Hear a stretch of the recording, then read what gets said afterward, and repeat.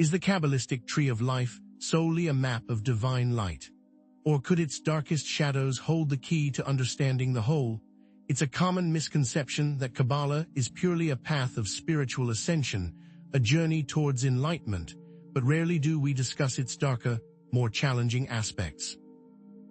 What if those so-called demonic forces, the KLIPPOTH, are not external evils, but rather distorted reflections of ourselves, waiting to be understood and integrated? The premise we will explore is that the KLIPPOTH are not inherently evil, but represent the unbalanced or corrupted aspects of the Sephirothic energies. Think of them as potential pathways to profound self-awareness, emerging when we dare to confront what we often suppress. Ignoring these dark aspects, much like ignoring a festering wound, only hinders our true spiritual evolution, creating imbalance and stagnation. Engaging with the KLIPPOTH, in essence, mirrors the shadow work of Jungian psychology. A necessary, albeit challenging, step towards wholeness. A foundational pattern emerges when we consider the duality and correspondence between the Sephiroth and the KLIPPOTH. To understand one is to illuminate the other, offering a holistic view of the tree of life, a more complete vision of existence. Consider Hesed, or mercy, and its counterpart Galachab, the burning ones. An excess of unearned forgiveness, or complacency, within Hesed can lead to the destructive, fiery judgment of Galachab. Pride, fear, addiction, these can be understood as expressions of specific KLIPPOTHic energies manifesting within our own psyches, distorted reflections of our unrealized potential.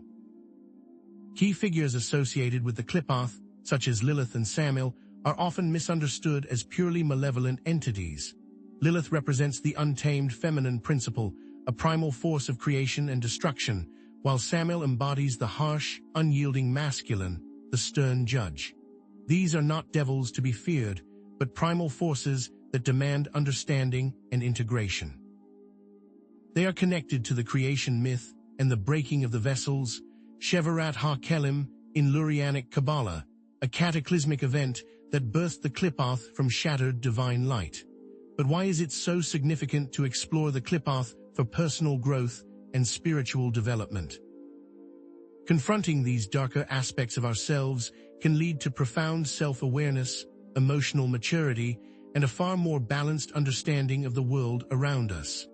Ignoring the KLIPPOTH is like ignoring a part of yourself, a part that will inevitably manifest in destructive ways if left unacknowledged. Embracing these forces fosters greater compassion, both for ourselves and for others, acknowledging that we all harbor the potential for both light and darkness. The KLIPPOTH are not merely abstract concepts confined to ancient texts. They are potent forces capable of influencing individuals, relationships, and even entire societies. Unchecked greed, linked to a specific klippa, can lead to economic inequality and widespread social unrest. Imagine someone trapped in repetitive patterns of self-sabotage, unable to break free from destructive habits. This could be a manifestation of KLIPPOTHic energies at play, an imbalance that needs to be addressed. A deeper understanding of the KLIPPOTH can revolutionize your understanding of Kabbalah and the very nature of reality. True spiritual enlightenment requires embracing both light and darkness, not just striving for the light while suppressing the shadows. A purely light-based approach to spirituality can be incomplete, even leading to spiritual bypassing, a superficial engagement that avoids confronting the deeper, more challenging aspects of the self. Awareness of the KLIPPOTH offers the opportunity to reclaim power from subconscious drives to consciously shape our destinies. Therefore, the core thematic elements of our exploration are the vital importance of shadow work, the necessary integration of seeming opposites, and the transformative power of courageously facing our deepest fears. Our tone will be reverent, exploratory, and cautiously respectful, always emphasizing understanding over demonization, seeking illumination rather than condemnation. The journey into the KLIPPOTH is, in essence, a journey into the depths of the self, a descent into the underworld of our own psyches. And while fear is a natural response to the unknown, it should never prevent us from seeking truth. Before we proceed, let us lay some essential groundwork. The Kabbalistic tree of life, at its core, is composed of 10 Sephiroth, each representing a different aspect of the divine, from Kether, the crown, to Malkuth, the kingdom. These Sephiroth are connected by pathways, forming a complex web of interconnected energies. All of creation emanates from the Ein Sof Or, the limitless light, a source beyond comprehension. The term KLIPPOTH itself originates from the Hebrew word for shells or husks. They are not independent entities, but rather emanations or reflections of the Sephiroth, appearing when their energies become distorted or unbalanced. The KLIPPOTH are akin to broken vessels, unable to contain the divine light, like entropy in physics, the inevitable tendency towards disorder and chaos. Each klippa is associated with a specific sephira, representing its shadow side, connecting these associations to psychological traits and behavioral patterns, offering practical applications for self-analysis. For example, Gamaliel, the obscene ones, is linked to Yesod, the foundation. Unchecked emotional impulses and distorted fantasies can arise from an imbalance in Yesod, leading to addictive behaviors and emotional instability. This recurring pattern of psychological implications will be a focus throughout our journey. Solidifying the pattern of duality and correspondence, each sephira and its corresponding klippa represent opposing forces in constant interaction. Understanding this dynamic is essential for navigating the complexities of life and reconciling what appears to be opposing forces. Consider Jebura, severity, and its klippa, Galachab, representing the balance between justice and destruction. The key lies in finding the middle pillar, that elusive path to harmonize these opposing forces within ourselves. So can we truly understand the light without exploring the darkness? Can confronting our shadows lead to greater wholeness? Are the KLIPPOTH merely demonic forces, or do they hold a hidden key to unlocking our own personal power? Perhaps there are hidden secrets and forgotten knowledge surrounding the KLIPPOTH, aspects of Kabbalah that are rarely discussed, gateways to other dimensions, journeys into the unknown, and we will uncover and explore all of this together. Consider if you have ever experienced unchecked anger, what triggered it, and how it manifested. Recognizing these patterns, as we will see, can lead to greater self-control and emotional intelligence. In the main body of this video, we will discuss specific meditation practices for engaging with the KLIPPOTH, shadow work exercises for integrating these energies, and grounding techniques to stay safe during this profound, potentially transformative work. So are you ready to journey into the shadows of the Kabbalistic tree of life and discover the hidden wisdom of the KLIPPOTH? In this video, we'll explore the historical origins of the KLIPPOTH, examine the key KLIPPOTHic forces and their psychological implications, and discuss practical techniques for safe and constructive engagement. By the end, you'll gain a deeper understanding of yourself and the hidden dimensions of reality. Let's begin, where all things truly begin at the beginning. Are the KLIPPOTH merely demonic forces lurking in the shadows of the Kabbalistic tree of life, or are they something far more complex, a distorted reflection of ourselves? It's a common assumption that the KLIPPOTH emerged solely from the breaking of the vessels, a cosmic catastrophe that unleashed chaos into the world. But is this explanation truly complete, or are we missing a crucial piece of the puzzle? Could it be that their origins are not so much about the corruption of humanity as they are about something deeper, something inherent in the structure of reality itself? We often hear the story of feminine origins being the source of original sin, but this association simply doesn't align with the deeper truths embedded within Kabbalah. What if the KLIPPOTH, instead of representing a fall from grace initiated by a feminine figure, symbolize the inherent potential for imbalance that exists within all things, a shadow side that is neither inherently malevolent nor exclusively tied to feminine origins? To truly understand the KLIPPOTH, we must venture beyond simplistic interpretations and dare to confront the abyss. Much like Jungian psychology encourages us to embrace our shadow selves, those repressed or disowned aspects of our personalities. We are taking Jung's work as a foundation for understanding the KLIPPOTH, not as a definitive explanation, but as a useful framework for exploring the depths of the psyche and its connection to the cosmos. Know that we are embarking on this journey with courage, not reckless abandon. With proper understanding and respect, we can safely explore these shadow realms and emerge with a greater sense of wholeness. To understand the KLIPPOTH, we need to delve into the historical context of their emergence in Kabbalistic thought, tracing their development through different schools and texts. The earliest references to the KLIPPOTH appear in the Zohar, the foundational text of Kabbalah, though their interpretations evolved significantly in later schools, particularly in Lurianic Kabbalah, which offers a more detailed account of their origins and role in the cosmos. Framing this historical overview as a response to the challenge of interpreting esoteric texts and symbols, we acknowledge the inherent difficulties in translating ancient concepts into modern language, as the nuances of these texts are easily lost in translation, leading to misunderstandings and misinterpretations. At the heart of understanding the KLIPPOTH is the concept of Shevarat HaKelim, the breaking of the vessels, a foundational myth that clarifies their significance. Shevarat HaKelim tells the story of how the Sephiroth, the vessels designed to contain the divine light, shattered under the intensity of that light, scattering fragments of divinity into the lower realms. These shattered vessels, unable to contain the divine light, released sparks of divinity that became trapped in the material world, giving rise to the KLIPPOTH. The KLIPPOTH, therefore, are not independent entities, but rather the broken remnants of the Sephiroth, distorted reflections of the divine attributes. Providing historical context by noting that the early stories and accounts were primarily oral traditions and not necessarily written texts. It's also important to note that the early Kabbalists relied heavily on symbolic language and intuitive understanding, adding another layer of complexity to their interpretation.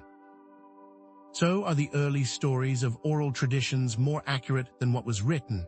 For example, in this section, we'll focus on the historical origins of the KLIPPOTH, specifically their earliest mentions and interpretations in Jewish mystical texts.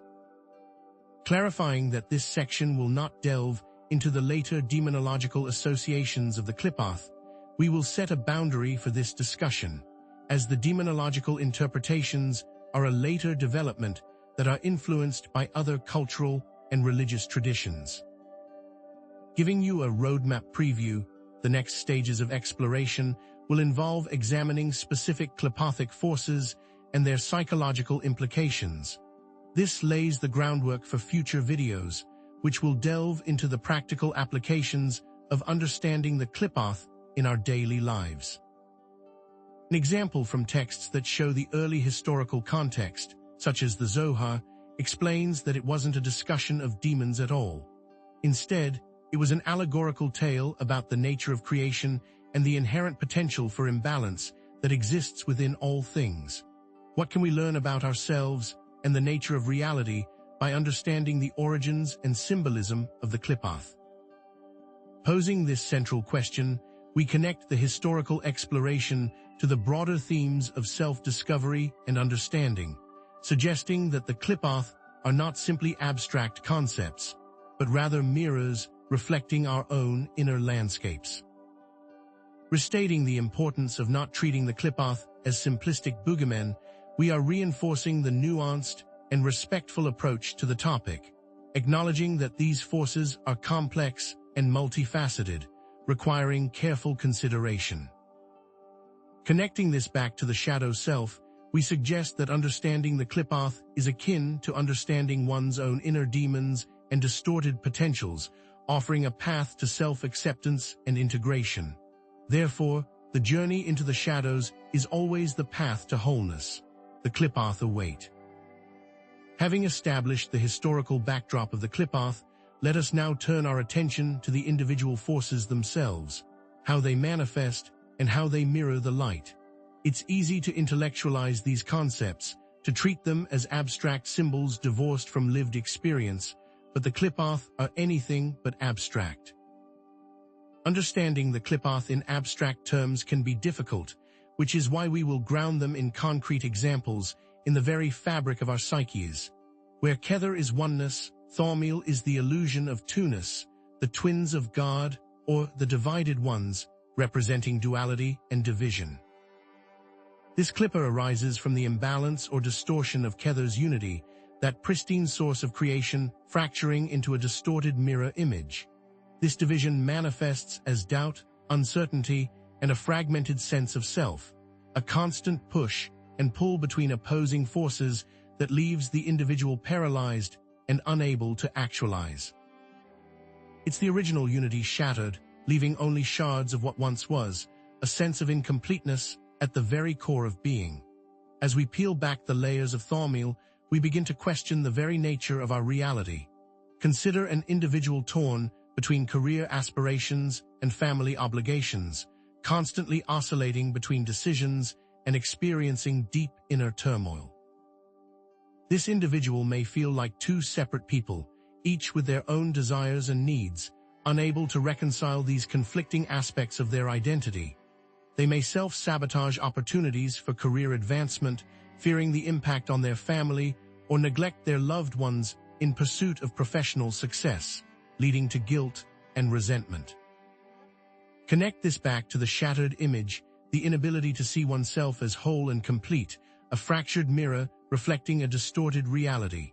Their actions reflect the influence of Thormil, the twins of God, locked in an eternal struggle within the confines of a single soul.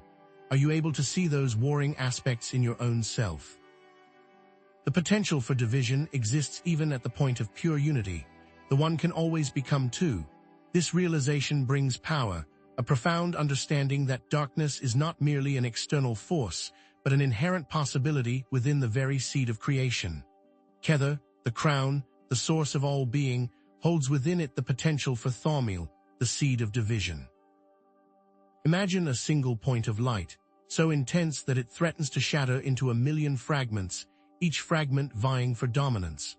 Recognizing this potential, both within ourselves and within the cosmos, can lead to greater self-acceptance and compassion, a deeper understanding that imperfection is not a flaw, but an intrinsic part of the human experience.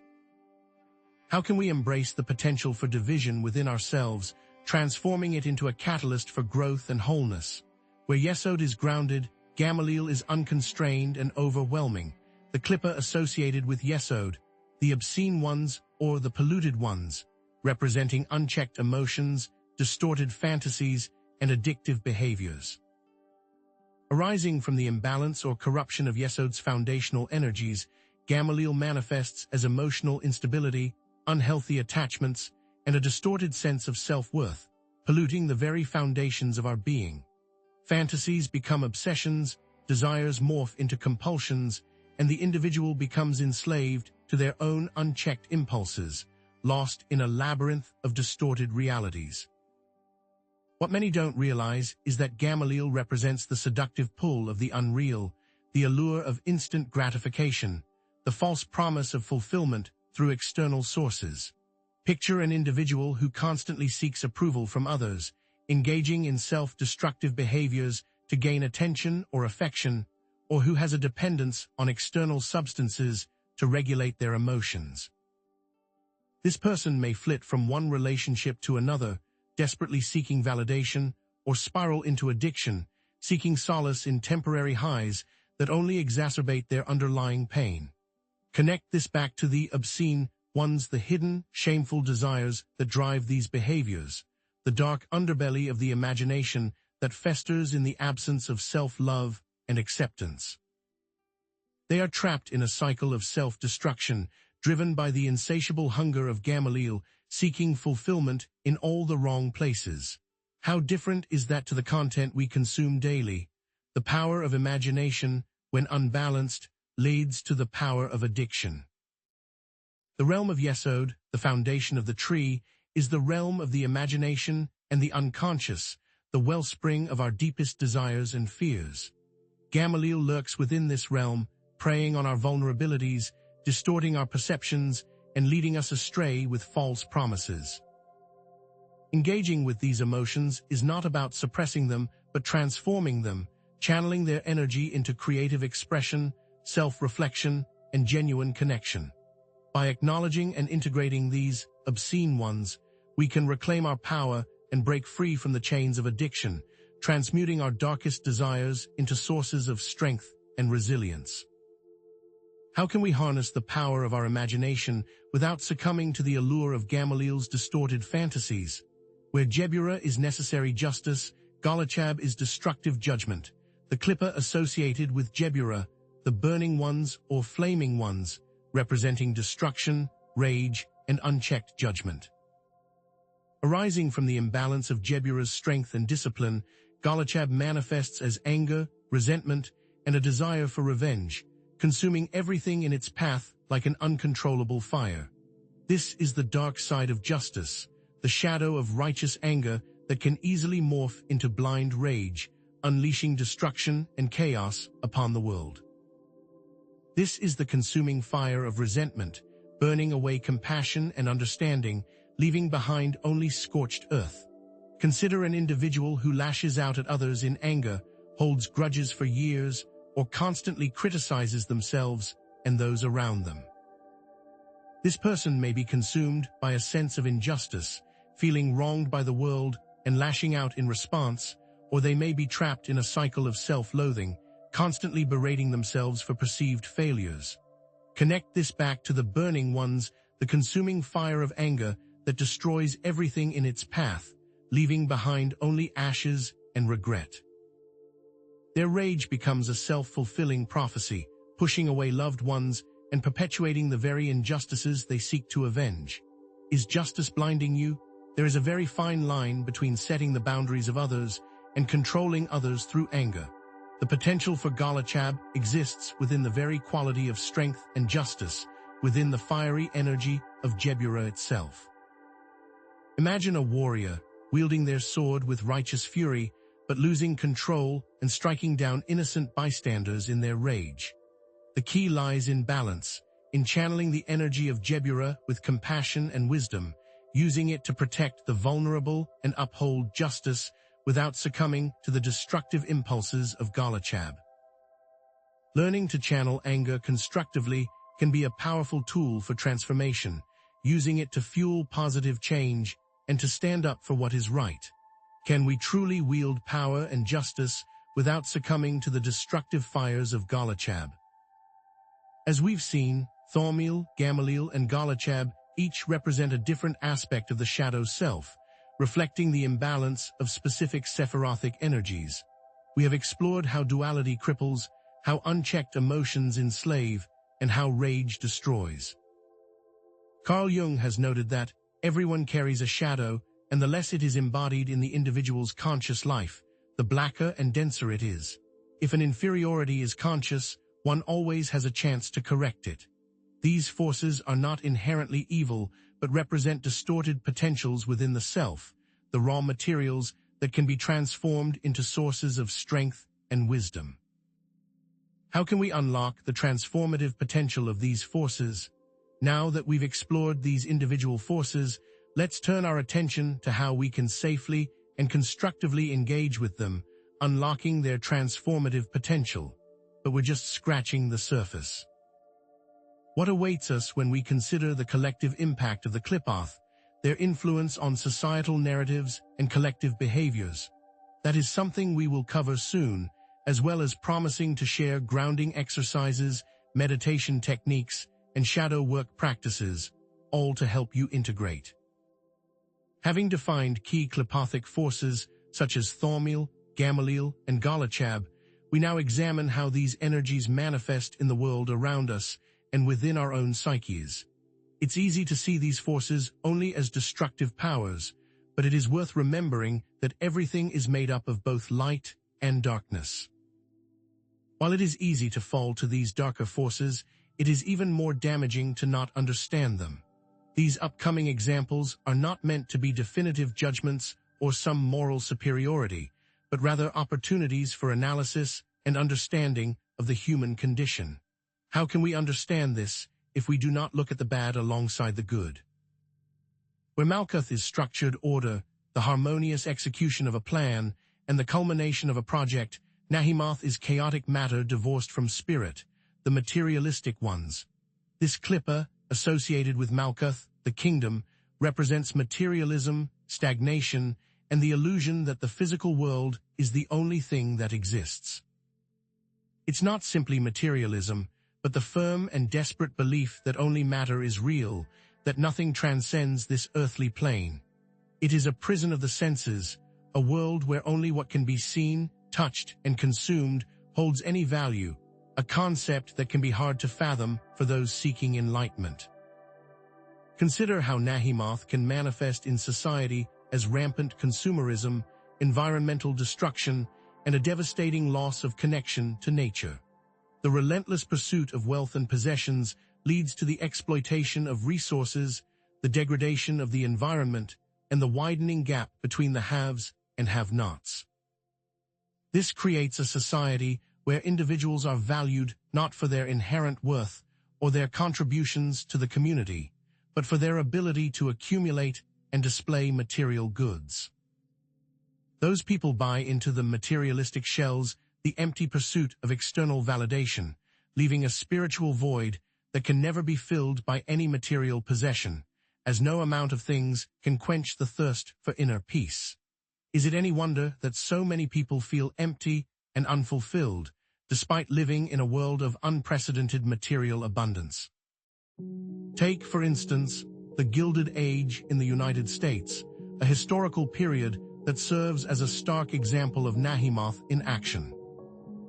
Characterized by extreme wealth inequality, rampant political corruption, and simmering social unrest, the Gilded Age saw a concentration of wealth in the hands of a few robber barons, who amassed fortunes through ruthless business practices and political manipulation. These individuals, while contributing to economic growth, often did so at the expense of workers' rights, environmental protection, and ethical behavior. Their lavish lifestyles and conspicuous consumption fueled a culture of materialism and social stratification, where success was measured solely by one's ability to acquire wealth. Propaganda and false advertising played a huge part in this, creating a facade that hid the truth from common hard-working people. Malkuth, without spirit, is a prison, and Nahemoth is the bars, keeping one locked away from real progress. Is it possible to find balance between the material and the spiritual, or are we doomed to repeat the mistakes of the Gilded Age? Where Hesed is boundless compassion, and Netzach is the eternal desire to create, Barial is judgment with no regard for the consequences. Barial, the combined KLIPPOTH of Hesed and Netzach, is the pit of God and represents both cruelty and religious extremism. It arises from the imbalance or corruption of Hesed's desire for control, as well as Netzach's creative desires, manifesting as emotional imbalance, lack of control, and a distorted sense of self-worth. When an idea becomes too important, we get a dangerous amount of tunnel vision. When you add these imbalances together, the result is terrifying. Consider the historical implications of the Crusades, a series of religious wars that serve as a chilling example of how faith can be twisted into a tool of oppression and violence. What began as a movement to reclaim holy lands from Muslim control devolved into a brutal campaign marked by massacres, pillaging, and the persecution of religious minorities. Accounts from both sides of the conflict reveal a complete lack of empathy and understanding, with each side demonizing the other and justifying their actions in the name of God. When you truly lack empathy, then how can you even grasp the extent of damage you do to others? The Crusades demonstrate how easily religious zeal can be perverted into a justification for violence and intolerance, highlighting the dangers of unchecked power and the seductive allure of moral certainty. It is a constant need to control through the guise of creation and charity that gives the need to commit atrocities. When this is perverted, mass killings can happen, destroying the essence of faith itself. Because of this potential for corruption, true empathy and understanding is important for the progress of society. Is empathy alone truly enough to combat the darkness that can take root in the human heart? Burial is the antithesis of what faith truly is. Can a focus on true values save us? The societal decay we see in Nahimath is a reflection of the individual's disconnection from their own spiritual center and reliance on external validation. When Burial is in power, extremism is given free rein and individual consciousness can be manipulated. Addressing these issues requires both individual and collective action, a recognition that the darkness we see in the world is a reflection of the darkness within ourselves. By embracing our own shadows, by acknowledging our vulnerabilities and imperfections, we can begin to heal ourselves and the world around us. It is a constant and never-ending journey. Now that we've seen how the KLIPPOTH manifest in the world around us, let's explore how we can engage with these energies directly, transforming them into tools for personal growth and societal healing. What specific techniques can we use to ground ourselves in the face of materialism, to cultivate empathy in the face of extremism, and to transmute the darkness within into sources of light and wisdom? We'll soon share grounding exercises, shadow work practices, and meditation techniques, all to help you integrate, to accept, and to move forward. But is it possible that there are forces even darker than these, lurking in the shadows of the KLIPPOTH, waiting to be unleashed? Now that we've seen how the KLIPPOTH manifest in the world around us, are you ready to explore the labyrinth within?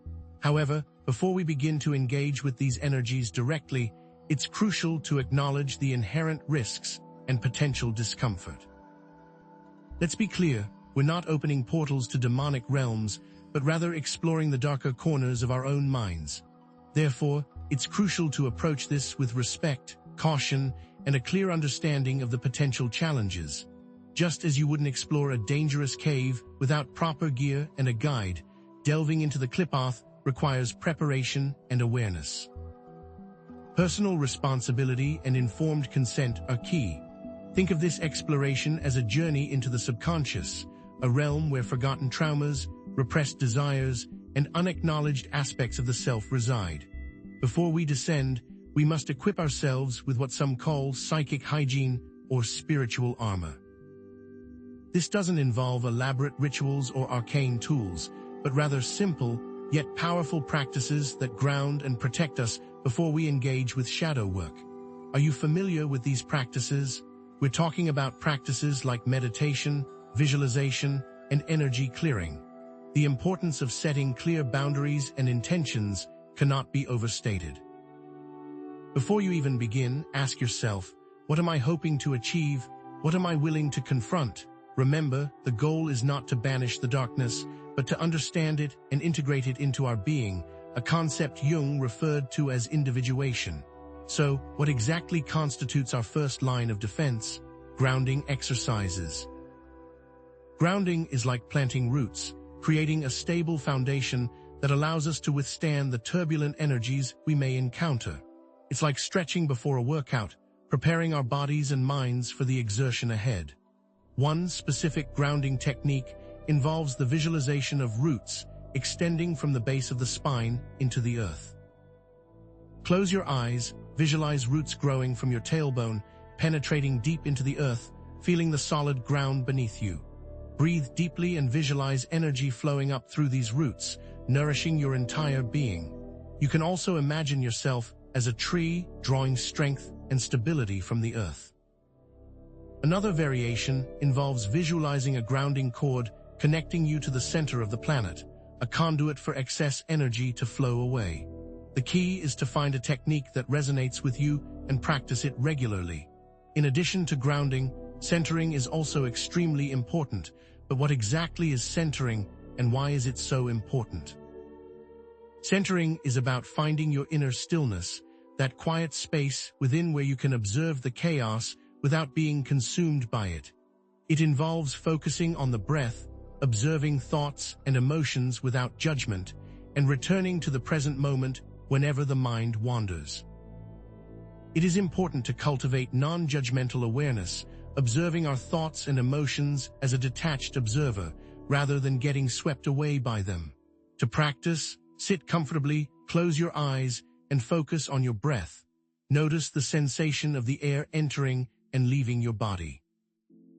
When thoughts or emotions arise, acknowledge them without judgment and gently redirect your attention back to your breath. You can also use a mantra, repeating a word or phrase to anchor your attention or focus on a specific sensation in your body, like the feeling of your feet on the ground. Now that you have safety practices, how do you organize the information you obtain? As we descend deeper, it's also helpful to create a map of our inner world, a record of our journey into the depths of our psyche, and this is where shadow journaling comes in. The shadow journal is a tool for exploring and documenting your thoughts, feelings, and experiences during shadow work.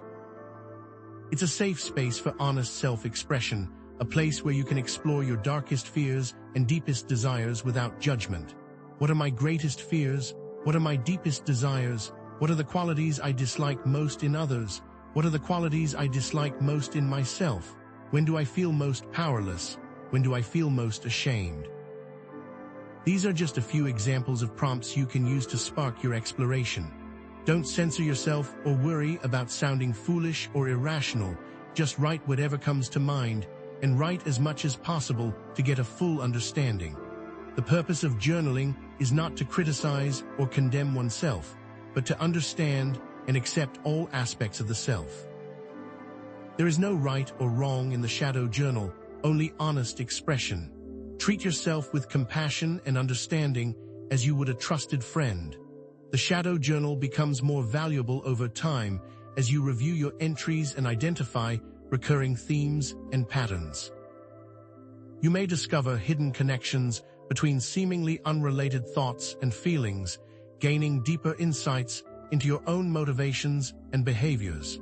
What happens when you are ready to meet these forces head-on? For those who have established a strong grounding practice and cultivated a clear intention, KLIPPOTHic meditation can be a powerful tool for directly engaging with specific KLIPPOTHic forces. But what happens when you look into the abyss, and the abyss starts to look back? This is not a casual exercise, but a deliberate encounter with powerful energies. Therefore, it requires preparation, focus, and respect. It is also highly recommended to work with a trusted guide or mentor who can provide support and guidance. Begin by researching a specific klippa, such as thornmeal, and familiarize yourself with its qualities and associations. Visualize the sigil or symbol of thornmeal, the divided faces, and focus on its qualities and associations. What do you see? What do you feel? Allow yourself to be present with these energies without judgment or resistance. You may experience unsettling thoughts, emotions, or sensations, but remember that this is a temporary state. If you feel overwhelmed, gently redirect your attention back to your breath or your grounding cord. After the meditation, take time to process your experience, journaling about your insights and integrating any new awareness into your daily life. This can be challenging, as you may need to confront aspects of yourself that you have long suppressed or denied. If you are still stuck, it is imperative that you seek outside guidance to assist you. These techniques, when practiced with intention and awareness, can help us to understand and integrate the KLIPPOTHic energies within ourselves, leading to greater wholeness and self-acceptance. The shadow, often feared and demonized, is not something to be eradicated, but a source of untapped potential, a reservoir of creativity, passion, and power. By embracing our shadows, we can unlock these hidden resources and become more fully realized human beings. Now that we've explored how to engage with the KLIPPOTH on a personal level, let's turn our attention to their influence on the collective unconscious and the world around us. How does this affect societies? Are there historical case studies that can shed light on this phenomenon? What role do these dark forces play in shaping societal narratives and collective behaviors? Prepare yourselves, because what we'll uncover next will challenge your perceptions of reality and invite you to question everything you thought you knew. Having explored how to engage with the KLIPPOTH on a personal level, let's now turn our attention to their influence on the collective unconscious and the world around us. How does the shadow play out when scaled to societal levels? What role do these dark forces play in shaping societal narratives and collective behaviors? Understanding these collective patterns is not merely an academic exercise. It's an act of empowerment. It allows us to see how the shadows of humanity manifest in the structures and systems that govern our lives, and it empowers us to become agents of change. Just as individuals possess a shadow, so too do societies. This collective shadow is the accumulation of repressed emotions, beliefs, and behaviors within a culture, the aspects of ourselves that we deny, disown, or project onto others. Like the personal shadow, it can exert a powerful influence on our thoughts, feelings, and actions, often operating beneath the level of conscious awareness. This collective shadow is shaped by historical traumas, cultural norms, and the dominant ideologies of our time. Think of it as the dark underbelly of our shared reality, the repository of everything we deem unacceptable or undesirable. Understanding it requires courage, honesty, and a willingness to confront the uncomfortable truths about ourselves and our societies. We can turn to the work of Carl Jung, who spoke extensively about the collective unconscious and the archetypes that reside within it. These archetypes, universal patterns of behavior and imagery, can be both sources of light and shadow, depending on how they are expressed. We are not here to condemn or assign blame, but to understand, to illuminate the shadows that drive our collective behaviors, and to seek pathways toward healing and balance. We must approach this exploration with humility, recognizing that we are all implicated in the collective shadow, and that true transformation requires a willingness to look inward and confront our own complicity. Now let's examine some specific examples of how the KLIPPOTH manifest in the collective realm, beginning with the archetypal figure of Lilith and her connection to the shadow feminine in societal norms. Lilith, in Kabbalistic tradition, is a powerful symbol of the untamed feminine principle, often portrayed as Adam's first wife, who refused to submit to his authority. Her demonization, therefore, reflects a societal rejection of feminine power, sexuality, and independence. Where society prizes docile obedience, Lilith embodies fierce independence. She represents aspects of the feminine that are often suppressed or demonized in patriarchal cultures: female agency, sexual liberation, and the refusal to conform to traditional roles. Lilith is the antithesis of the submissive, maternal figure that has been historically idealized in many societies. But what happens when these powerful aspects of the feminine are repressed or denied? What consequences does this have for both women and men? Consider the various myths surrounding Lilith, from the Kabbalah to the Talmud and beyond. She is often portrayed as a seductive temptress who threatens male authority, or as a monstrous figure who devours children. These narratives, which have persisted for centuries, reinforce negative stereotypes about women, portraying them as dangerous, untrustworthy, and inherently evil. In these stories, Lilith's disobedience is seen as a fundamental transgression, a rejection of the divinely ordained patriarchal order. But is this portrayal fair? Is it accurate? What if Lilith's refusal to submit is not a sign of evil, but rather a testament to her strength, her independence, and her unwavering commitment to her own truth? These narratives justify the subjugation and control of women, perpetuating a cycle of oppression and inequality that continues to this day. Think of the historical witch hunts, where women who dared to challenge societal norms were often accused of being in league with the devil, a thinly veiled reference to Lilith and her supposed demonic powers. Even in modern popular culture, the shadow feminine continues to be portrayed in ways that reinforce these negative stereotypes. Female characters who are portrayed as bitches or femme fatales are often depicted as dangerous or destructive, their power wielded in manipulative and self-serving ways. But what happens when women embrace their power in a positive and constructive way? What happens when they challenge societal norms and refuse to be confined by traditional gender roles? These portrayals often reinforce a societal fear and distrust of female sexuality, suggesting that women's desires are inherently dangerous and must be controlled.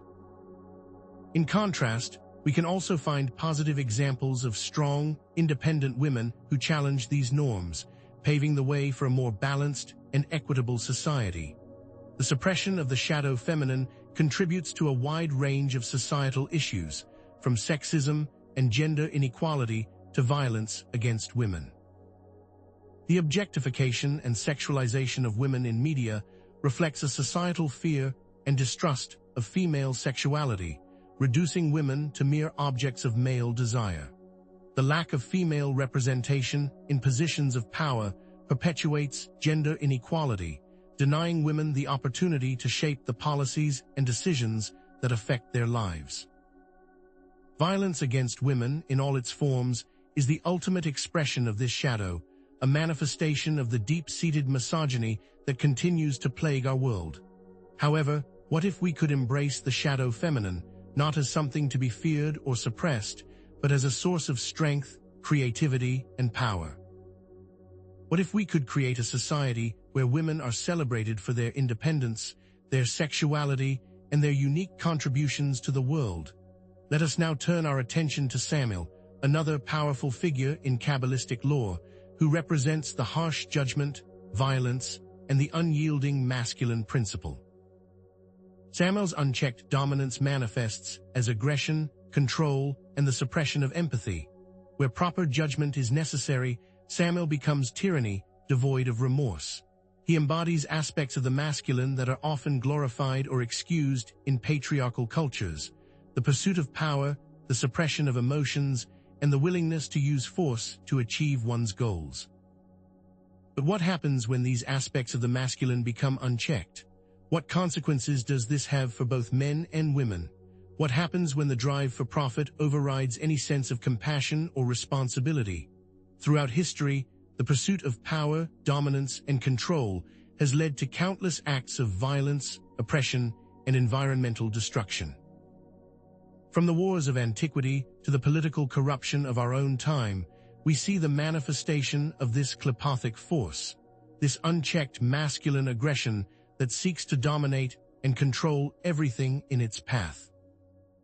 Consider the historical roots of colonialism and imperialism, where unchecked masculine aggression led to the exploitation of resources, the subjugation of entire populations, and the destruction of countless cultures. Consider the dangers of authoritarianism, where the suppression of dissent and the concentration of power in the hands of a single individual leads to tyranny and oppression. But how can we prevent these patterns from repeating themselves? How can we create a world where power is used for good, not for evil?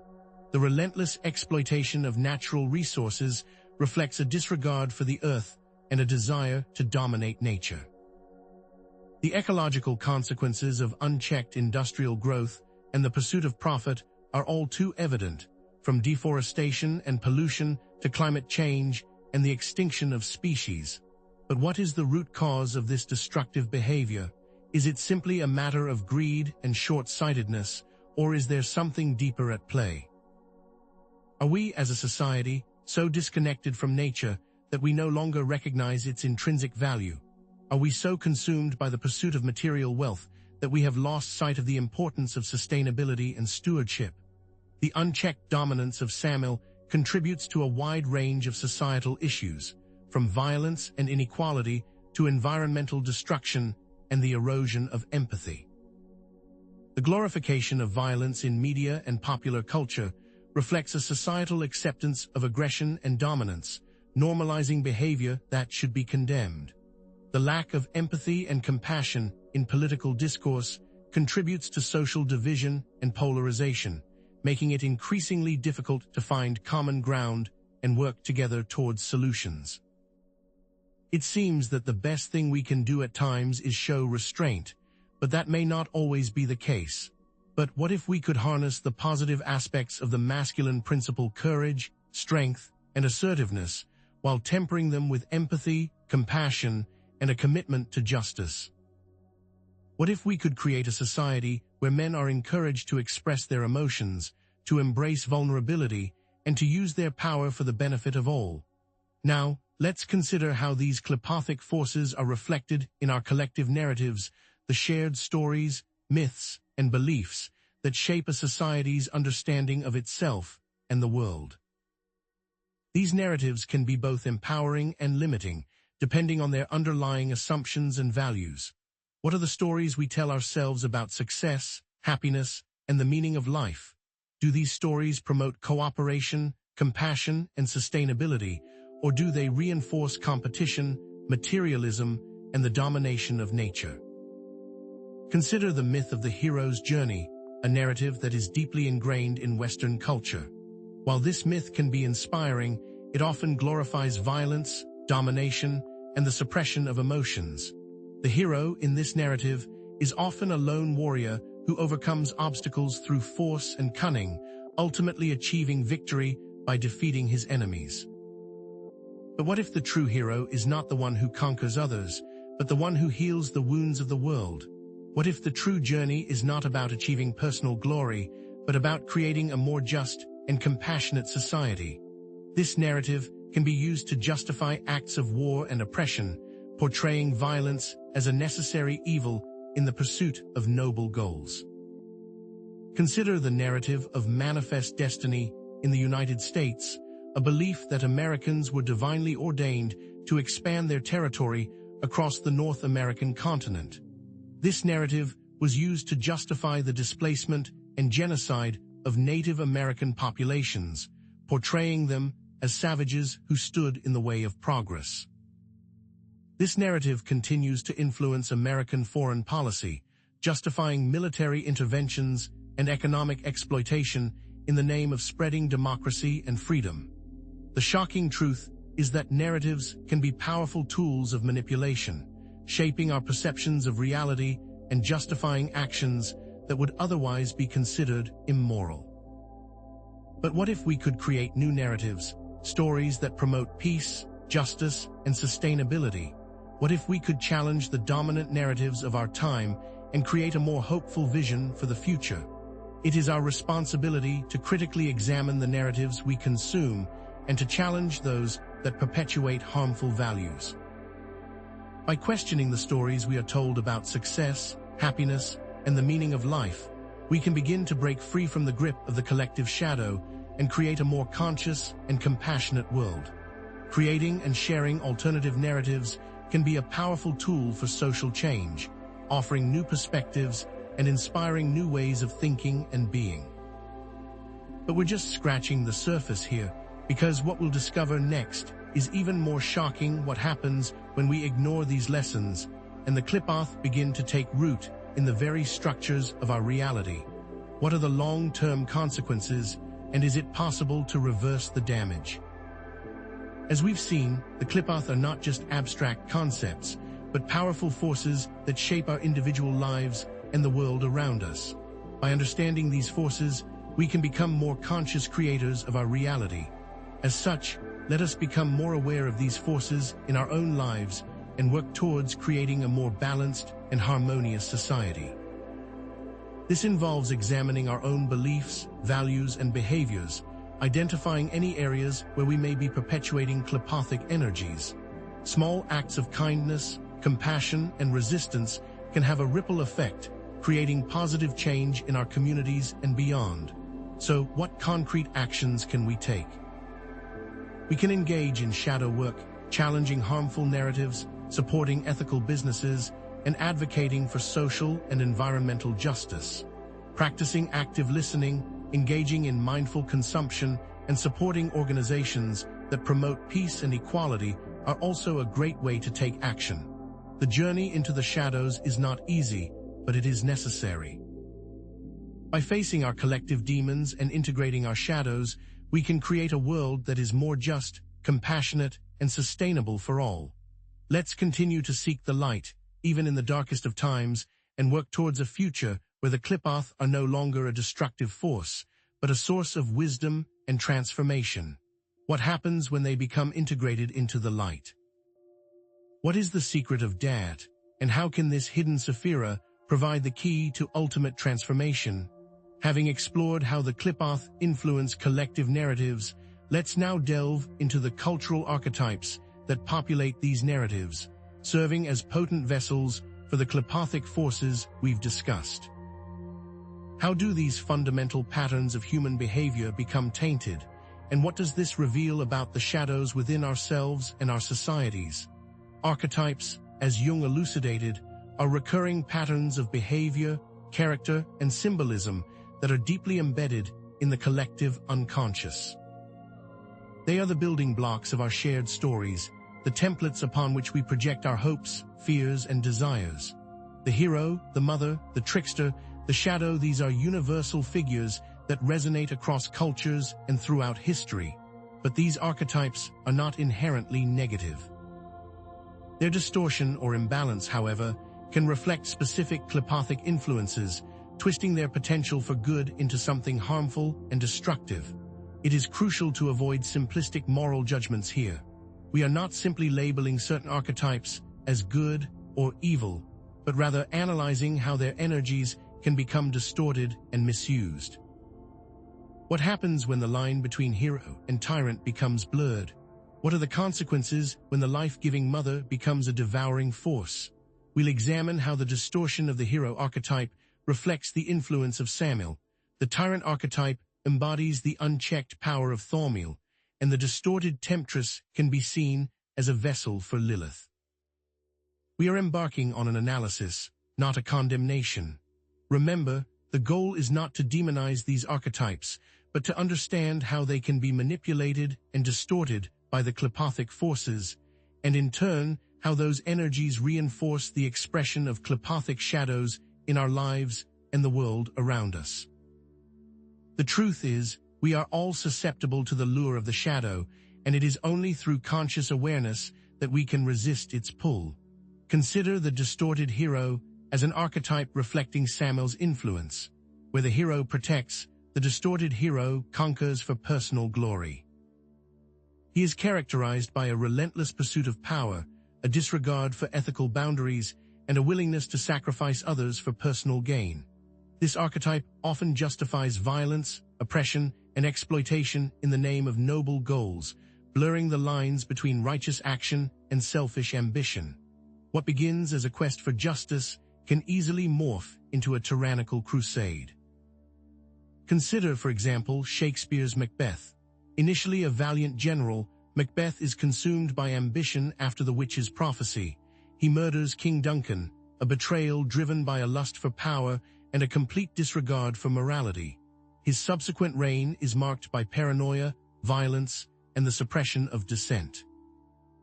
Macbeth's psychological breakdown is evident in his famous soliloquies, revealing the torment and guilt that plague him as he descends further into darkness. The consequences of his actions are devastating, plunging Scotland into chaos and ultimately leading to his own demise.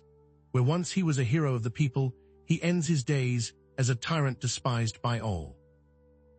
We see that unchecked ambition and a willingness to betray others in the quest for power leads to the destruction of self and society. The distorted hero is not confined to historical narratives. In modern media, we see this archetype embodied in characters like Walter White from Breaking Bad.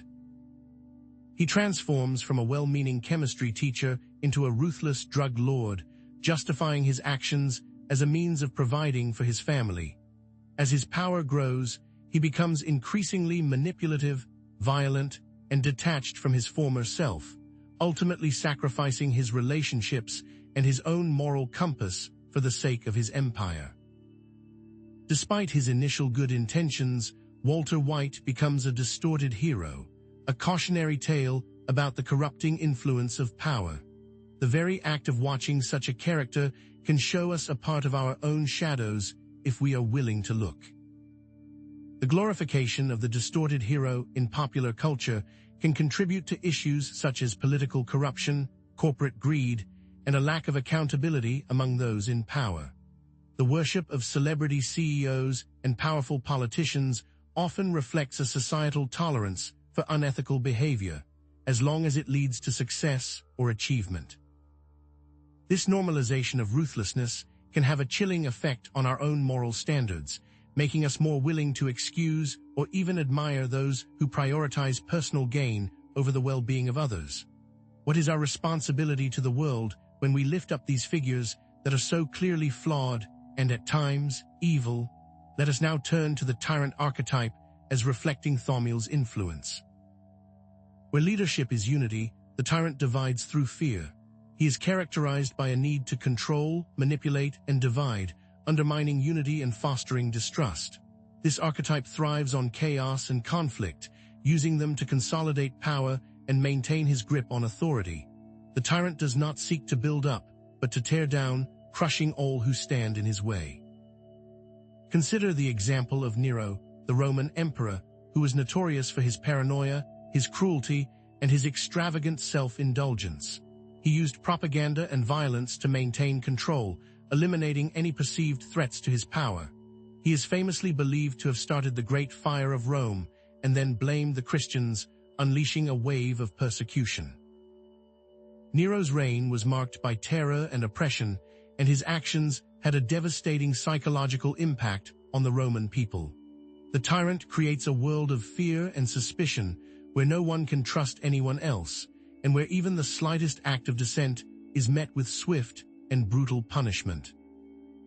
In literature and film, we see the tyrant archetype embodied in characters like Big Brother from 1984. Big Brother is the omnipresent leader of Oceania, a dystopian society where the government controls every aspect of people's lives, from their thoughts to their emotions. Big Brother uses constant surveillance, propaganda, and psychological manipulation to suppress dissent and maintain absolute power. The citizens of Oceania are constantly reminded that Big Brother is watching you, creating a climate of fear and obedience. Through these kinds of stories, we can gain valuable insight into how propaganda and social engineering work to create this type of tyrannical leader.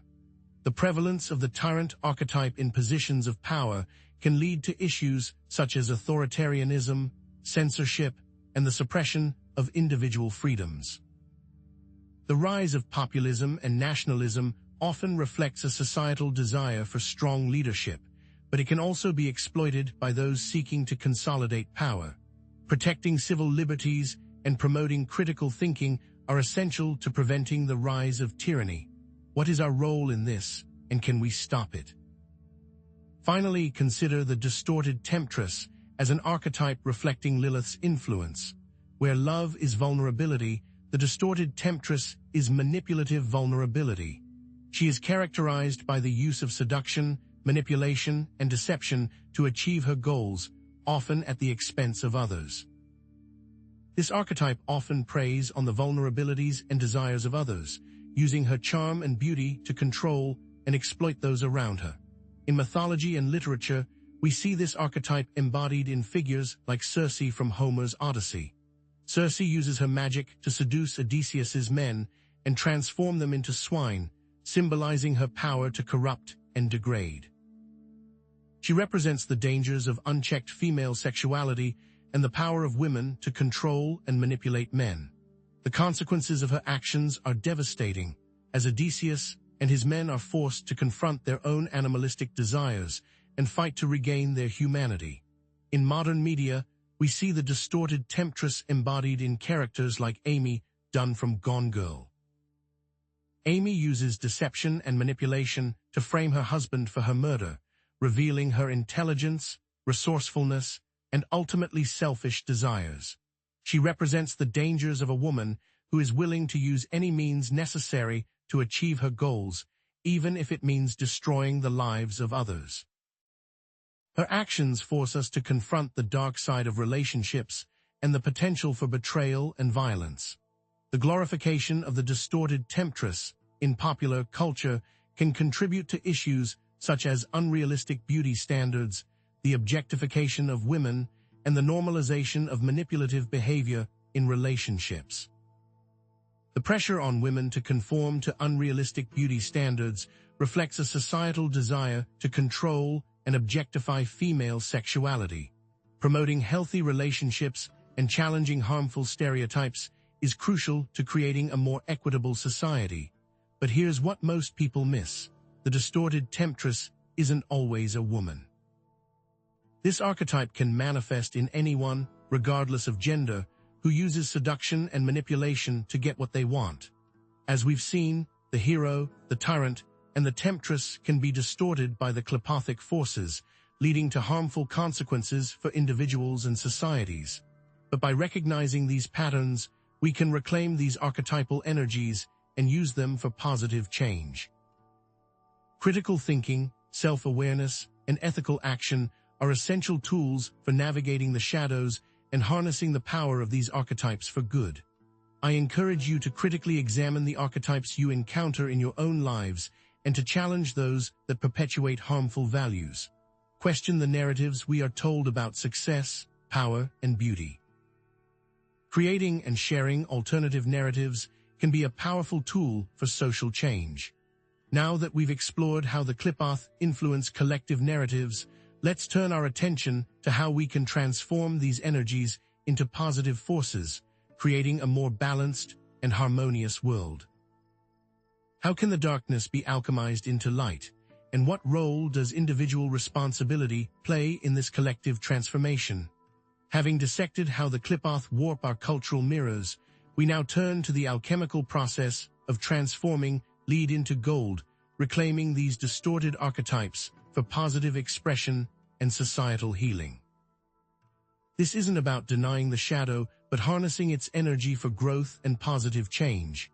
Archetypal alchemy is about taking the raw material of the shadow, the fear, the anger, the lust for power, and transmuting it into something valuable: courage, compassion, and a commitment to justice. We'll explore practical techniques for reframing the distorted hero, the tyrant, and the temptress, turning their negative traits into sources of strength, wisdom, and resilience. The transformed hero is a reclaimed archetype, characterized by courage, selflessness, and a commitment to serving the greater good, standing in stark contrast to the distorted version we explored earlier. The transformed hero is not driven by personal ambition or the need for external validation, but by a genuine desire to make the world a better place. This archetype embodies qualities such as empathy, compassion, and a willingness to sacrifice personal gain for the well-being of others. Consider Nelson Mandela, for example, whose unwavering commitment to ending apartheid, despite facing imprisonment and persecution, exemplifies the transformed hero. His courage, his dedication to justice, and his ability to inspire others to stand up for what is right, even in the face of adversity, make him a potent symbol of ethical leadership. What is it that allowed Mandela to maintain his ethical stance even while imprisoned? Think about the power of forgiveness that he embodied. The transformed hero is not without flaw, but it is precisely through acknowledging and integrating those flaws that he or she attains true strength. These challenges, in turn, become the very source of their compassion and understanding for others. In modern media, the character of Leslie Knope from Parks and Recreation offers a relatable example of the transformed hero. Despite facing constant setbacks and bureaucratic obstacles, Leslie remains unwavering in her optimism, her dedication to public service, and her belief in the power of government to improve people's lives. She is not afraid to fight for what she believes in, even when it means going against the grain or making unpopular decisions. Her unwavering optimism and dedication to public service inspire those around her to make a difference in their own communities. Leslie Knope, like all transformed heroes, is not perfect.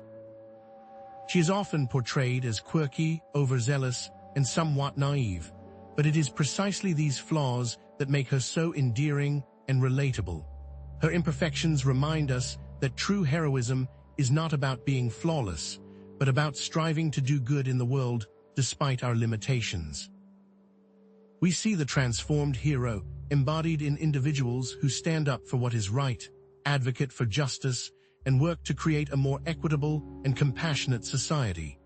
This might involve volunteering for a local charity, advocating for political change, or simply performing acts of kindness in their daily lives.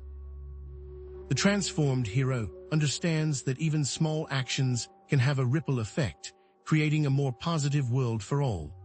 Let us now turn to the empowering leader, another reclaimed archetype, characterized by the ability to unite people, foster collaboration, and inspire others to reach their full potential. The empowering leader does not seek to control or dominate others, but to empower them to become the best versions of themselves. This archetype embodies qualities such as empathy, communication, and a genuine desire to serve the needs of the community. Gandhi, for example, united people from diverse backgrounds in the struggle for Indian independence. His commitment to nonviolence, his focus on creating a more just and equitable society, and his ability to inspire millions to join his cause make him a potent symbol of ethical leadership. Gandhi was not merely a political leader, but also a spiritual guide, embodying the principles of truth, nonviolence, and self-sufficiency. His message of love and compassion resonated with people of all faiths and backgrounds, fostering a sense of unity and shared purpose. It's worth noting that Gandhi's approach was not without its critics, and there were times when his methods were questioned or challenged. But even his detractors could not deny the power of his vision and the impact of his leadership. In the realm of literature and film, Albus Dumbledore from Harry Potter embodies the empowering leader. His wisdom, his compassion, and his ability to inspire others to overcome adversity make him a beloved and respected figure.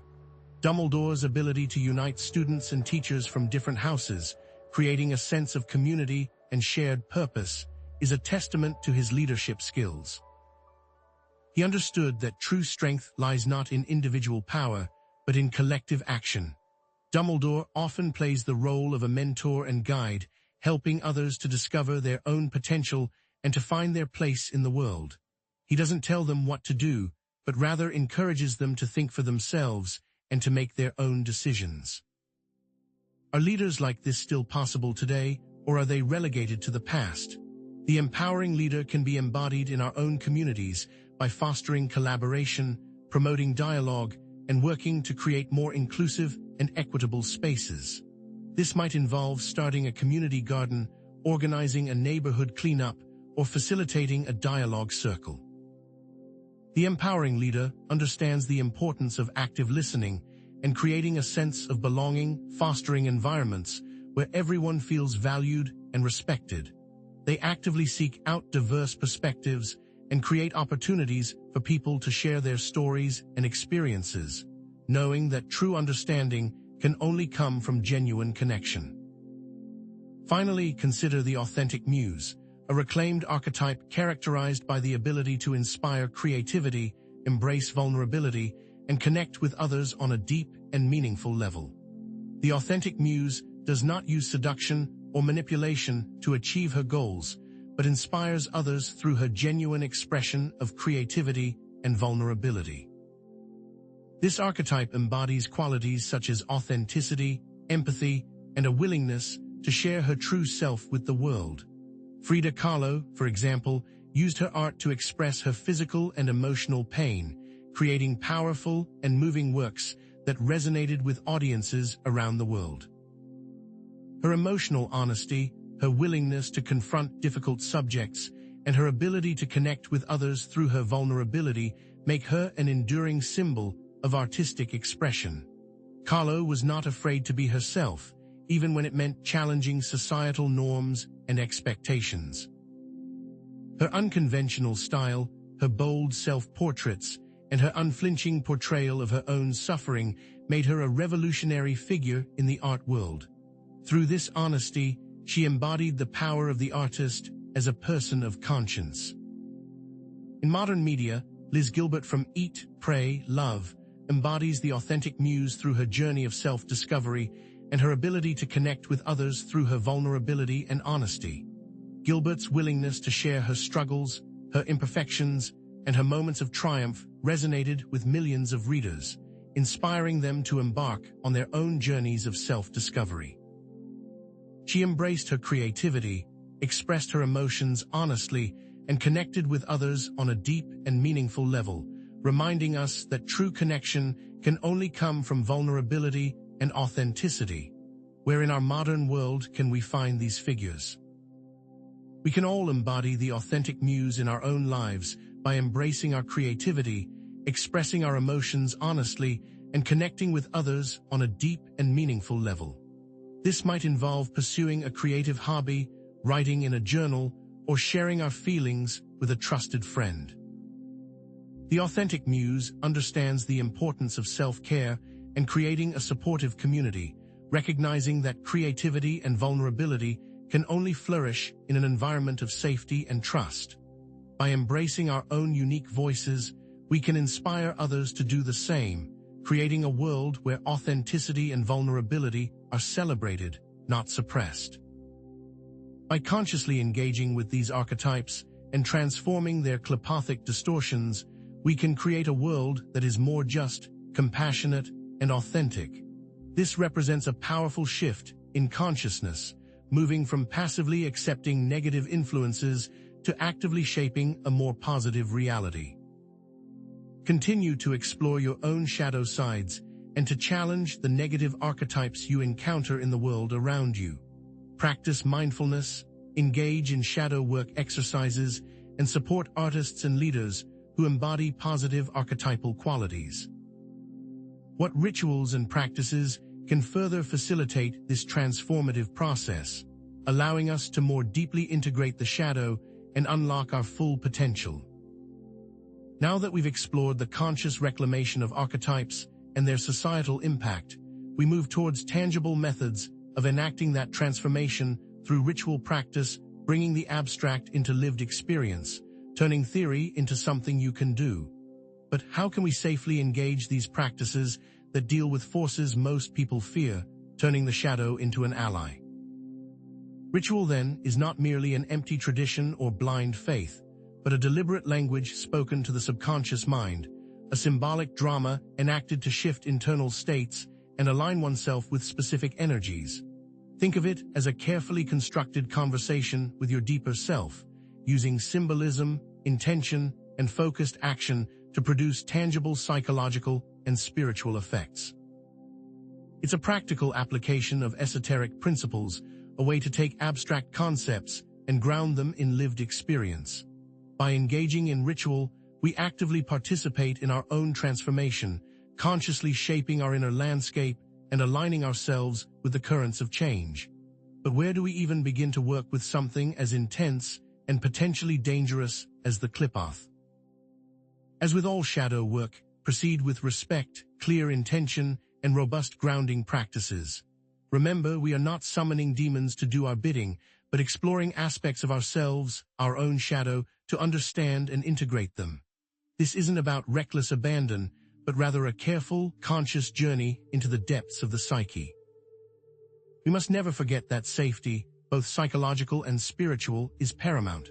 Therefore, let us begin with a foundational practice, adapting it to our specific needs, so that we may proceed with a degree of confidence. Let us now turn to the lesser banishing ritual of the pentagram, or LBRP, a cornerstone of Western ceremonial magic, traditionally used to clear space and establish boundaries. The standard LBRP involves visualizing potent symbols, specifically the pentagrams, and invoking divine forces, the archangels, to create a protective sphere. It begins with the Kabbalistic cross, a symbolic act of drawing divine light down into oneself, connecting the realms of spirit and matter. Then the practitioner traces banishing pentagrams in the air, invoking the names of God to purify the space. Finally, the archangels Michael, Gabriel, Raphael, and Uriel are invoked to guard the four cardinal directions, creating a circle of protection. But how can we use this practice with the KLIPPOTH, which are usually seen as something to banish? Instead of banishing, we can visualize the KLIPPOTHic forces as contained within a protective sphere, observing their energies without judgment or fear. We are not trying to eradicate them, but to understand their nature and their influence on our lives. This requires a shift in intention, from banishment to containment and observation. The goal is not to push away the darkness, but to bring it into the light of consciousness, so that we may learn from it and integrate it into a more complete understanding of ourselves. What specific modifications, then, can we make to the traditional LBRP to achieve this? Instead of invoking the archangels, visualize the forces associated with the KLIPPOTH, acknowledging their presence and power without succumbing to their influence. For example, instead of Michael, who represents the fiery aspect of the divine, visualize the forces of Gamaliel, the obscene ones associated with the sphere of the moon, acknowledging their influence on our emotions and desires. Reframe the intention to be that of acknowledgement and understanding rather than banishment. State aloud your intention to understand the KLIPPOTHic forces and to integrate them into your psyche. Focus on the power of acknowledgement as a tool for self-awareness. Instead of trying to force them away, invite them into your consciousness and prepare to learn from them. This is a radical shift in perspective, and it requires courage and a willingness to confront the darker aspects of ourselves. What might this look like in practice? Before engaging with your shadow journal, for instance, perform the adapted LBRP, visualizing a protective sphere around you and inviting the KLIPPOTHic forces to reveal their wisdom and insights. As you trace the pentagrams, feel the energy of these forces contained within the sphere, neither overwhelming you nor being suppressed. Use this space to explore your difficult emotions and challenge any limiting beliefs. This adapted ritual creates a safe container for shadow work, allowing you to delve into the depths of your psyche without fear of being overwhelmed. By acknowledging and integrating the KLIPPOTHic forces, you can unlock new levels of self-awareness and personal empowerment. It can be a valuable addition to your toolkit, offering a structured approach to understanding your own inner world. But there are more approaches, and we will now turn to another method. Let us now turn to the middle pillar exercise, a powerful method for cultivating inner harmony by circulating divine energy through the central axis of the tree of life. This exercise involves visualizing the Sephiroth, the divine emanations, as spheres of light along the central pillar of the tree, and drawing energy down from the divine source, Kether, through each Sephira, culminating in Malkuth, the realm of the physical world. This practice is designed to balance and harmonize the different aspects of the self, cultivating inner peace, clarity, and spiritual connection. The goal is to create a state of equilibrium where the energies of the Sephiroth flow freely and harmoniously. But what happens when we acknowledge the KLIPPOTH in this process? Instead of focusing solely on the Sephiroth, we can visualize the KLIPPOTHic forces as existing alongside them, recognizing their role in the overall balance of the tree of life. By acknowledging their presence, we can begin to understand how they influence our thoughts, emotions, and behaviors. We can also consciously direct the flow of energy to areas where there is imbalance or blockage, consciously working to restore balance and harmony. This approach recognizes that the KLIPPOTH are not simply negative forces to be ignored, but rather distorted reflections of divine energy that can be transformed and integrated. But what specific techniques can we use to achieve this integration? Visualize the KLIPPOTHic forces as distinct colors or sensations, observing how they interact with the Sephirothic energies. For example, visualize the Klippa associated with Jebura, Mars, the sphere of severity and judgment, as a dark red color, representing anger and aggression. Observe how this color interacts with the golden light of Tifareth, the sphere of beauty and harmony. Consciously direct the flow of energy to balance these opposing forces, cultivating compassion and understanding. Direct the flow of energy to areas where there is stagnation or blockage, consciously working to restore balance. If you are struggling with anxiety, for instance, visualize the Klippa associated with fear, acknowledging its presence and consciously directing the flow of energy to your heart center, cultivating courage and compassion. By consciously engaging with these energies, we can transform them into tools for self-discovery and personal empowerment. But are there even more intense methods we can use? Evocation and pathworking are powerful tools, but they are not for the faint of heart. Proceed with caution, respect, and a thorough understanding of the potential consequences. But this should not be surprising if we're discussing forbidden knowledge. Evocation, in this context, is not about summoning demons to do our bidding, but about consciously contacting and communicating with specific klippothic entities. The purpose is not to control them, but to learn from them, to understand their perspective, and to gain insights into the darker aspects of our own psyche.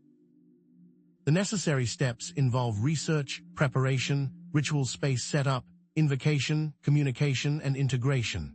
Before attempting evocation, research the specific klippa you wish to contact, understand its symbolism, and prepare a ritual space that is conducive to safe and respectful communication.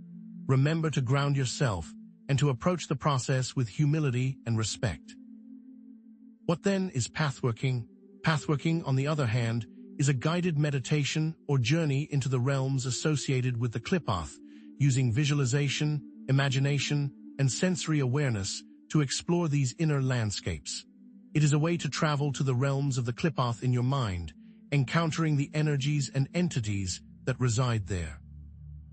The process involves preparing a script or outline, creating a safe space, visualizing the entrance to the klippothic realm, and interacting with the entities and energies encountered.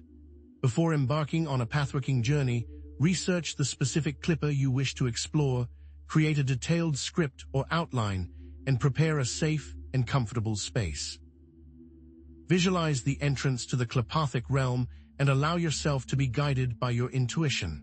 The most important thing you can do is journal and integrate the experiences into daily life. This is all very intense, but what is the point of any of it? These rituals are not about banishing the KLIPPOTH, but about engaging with them consciously and transforming their energies into tools for self-discovery and personal empowerment.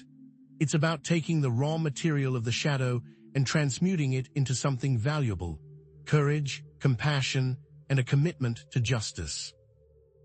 Don't be afraid to experiment with these techniques, finding what resonates with you and adapting them to your own unique needs and experiences.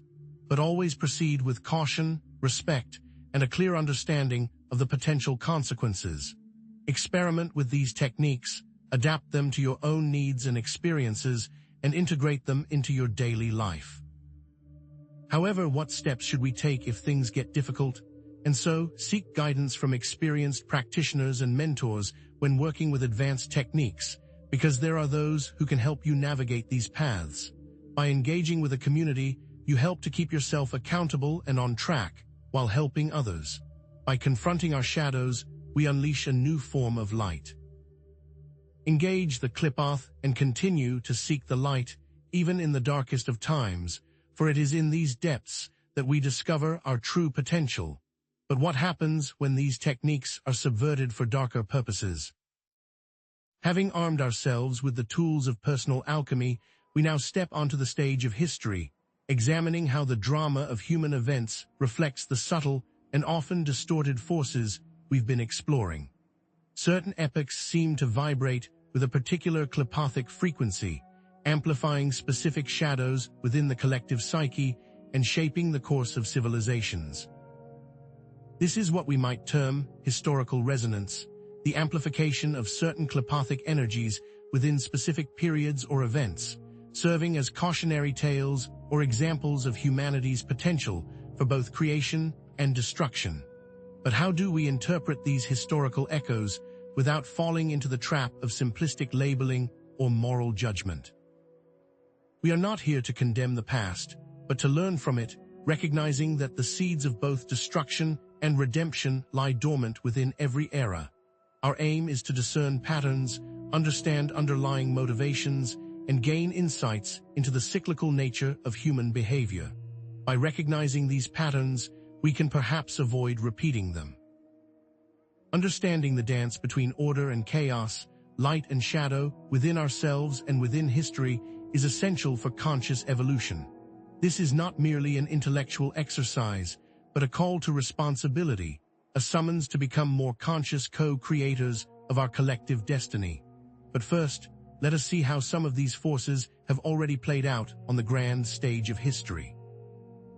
Let us begin with the French Revolution, a potent example of Thaumiel's energy of division and duality playing out on a grand scale, fracturing a society. Thaumiel, as a clipper, represents the forces of chaos and fragmentation that arise when unity is shattered and opposing forces clash. Remember that klippothic forces are not demons external to ourselves, but aspects of our own consciousness. The French Revolution, with its initial ideals of liberty and equality devolving into the Reign of Terror, serves as a stark example of Thaumiel's divisive energy, cleaving a society in two, turning brother against brother. How did this noble aspiration transform into such a horrifying bloodbath? Consider the key events: the growing polarization between the monarchy and the revolutionaries, the rise of radical factions like the Jacobins, and the escalating violence that consumed the nation. The execution of Louis XVI, the rise of Robespierre, and the massacres that characterized the Reign of Terror all illustrate how revolutionary ideals became twisted and corrupted. But beneath the political and social turmoil, what psychological factors fueled this descent into chaos? Fear, paranoia, and a loss of trust created a toxic environment where reason was abandoned and violence became normalized. The constant threat of counter-revolution fueled paranoia and suspicion, leading to the widespread persecution of perceived enemies of the state. It was a classic example of Thaumiel's duality at work, the noble ideals of the revolution ultimately consumed by their own shadow. But how does this historical event resonate with our contemporary society? We need only look to the political polarization, echo chambers, and the spread of misinformation that plague our own time. The internet and social media can amplify existing divisions, creating echo chambers where people are only exposed to information that confirms their existing beliefs. This unchecked division, fueled by fear and distrust, mirrors the Thaumiel energy that consumed the French Revolution. Recognizing these parallels can help us to avoid repeating the mistakes of the past. Seeking common ground, fostering dialogue, and challenging our own biases are essential steps in preventing the fragmentation of our own society. Now, let us turn our gaze towards the Industrial Revolution, a historical period deeply influenced by Nahimath's energy of materialism, exploitation, and disconnection from nature. The Industrial Revolution, with its unprecedented technological advancements and economic growth, also unleashed the destructive forces of Nahimath, leading to widespread environmental degradation and social inequality. But was this rapid advancement worth its cost? Consider the key technological advancements: steam power, factories, and mass production. These innovations brought about unprecedented economic growth, but they also came at a tremendous social and environmental cost. The rise of factories and the harsh working conditions faced by many laborers, as well as the pollution that choked cities and poisoned waterways, all serve as stark examples of Nahimath's destructive influence. The insatiable hunger for material wealth led to the exploitation of both human and natural resources, with little regard for the long-term consequences. But what were the underlying psychological factors that drove this relentless pursuit of material gain? Greed, a focus on short-term profits over long-term sustainability, and a disregard for the intrinsic value of the natural world all contributed to the destructive forces unleashed by the Industrial Revolution. The pursuit of economic growth at all costs led to the exploitation of both human and natural resources, with little regard for the consequences. The earth was treated as a mere resource to be exploited, rather than a sacred entity to be honored and protected. The psychological disconnection from nature, fueled by Nahimath's materialism, allowed for the rampant destruction of ecosystems and the exploitation of vulnerable populations. But how does this historical period relate to the challenges we face today?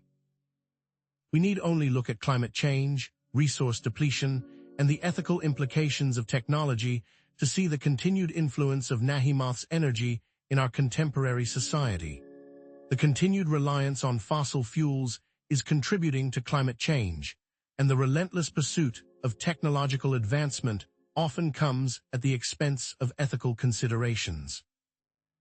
We need to move towards a more sustainable and compassionate approach to economic development, one that honors the intrinsic value of both human and natural resources. Recognizing the destructive potential of unchecked materialism is the first step towards creating a more balanced and harmonious future.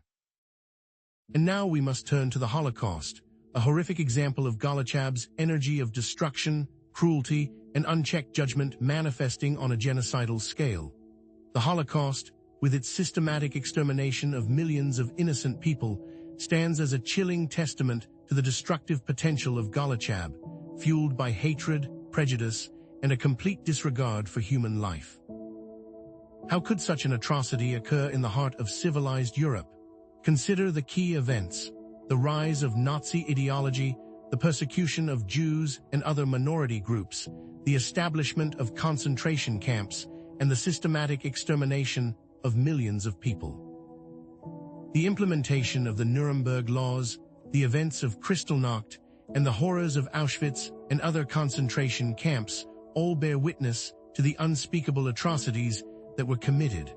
But what psychological factors allowed ordinary people to participate in such acts of unspeakable cruelty? Dehumanization, obedience to authority, and the normalization of violence all contributed to the Holocaust.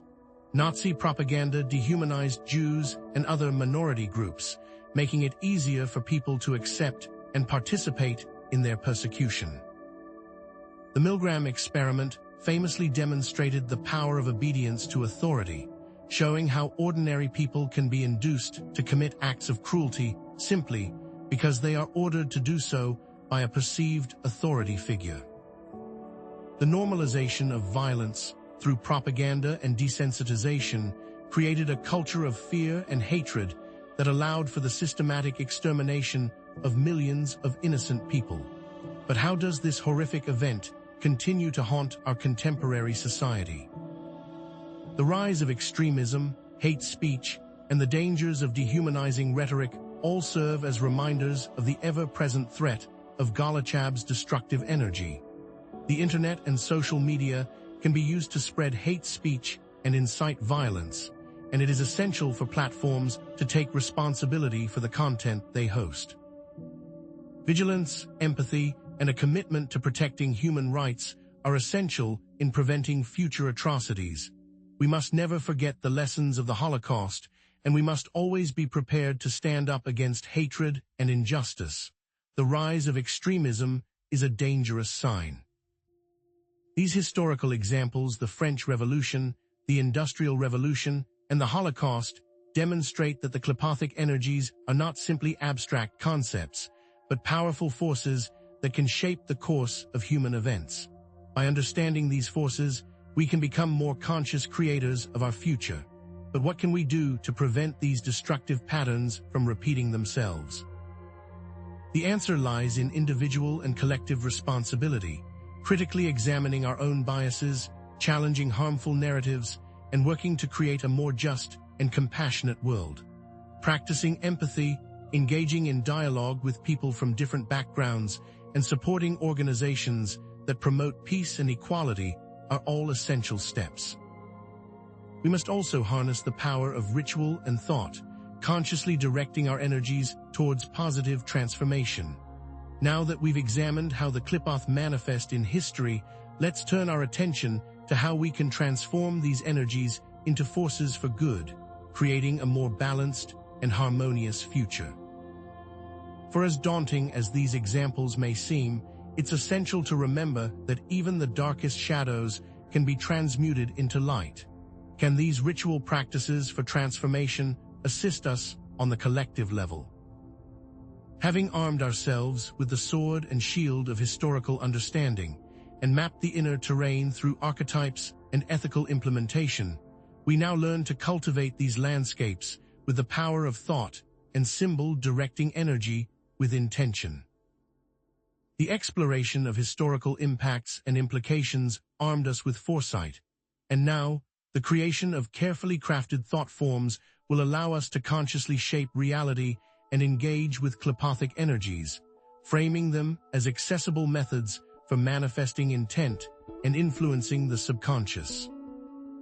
Thought forms and sigils serve as keys and vessels, allowing us to consciously interact with the KLIPPOTHic currents to shape them, direct them, and ultimately integrate them into our being. These are the tools of the magician, the witch, the sorcerer, the tools of anyone seeking to bend reality to their will. However, the power of thought and symbol is immense, but it is intention that dictates their outcome. Ethical considerations and a mindful approach are paramount when working with KLIPPOTHic energies, as intent can change everything. For as we have explored, the KLIPPOTHic realms are not inherently evil, but reflections of imbalance and distortion. Thus, our intention must be to restore balance, to heal the wounds, and to integrate the shadows within ourselves and within the world. Let's explore how we can do this. Thought forms are not mere ideas, but living constructs imbued with energy and capable of influencing both the inner and outer worlds. These autonomous energetic entities are created through focused thought, emotion, and visualization, holding the potential to become self-sustaining forces.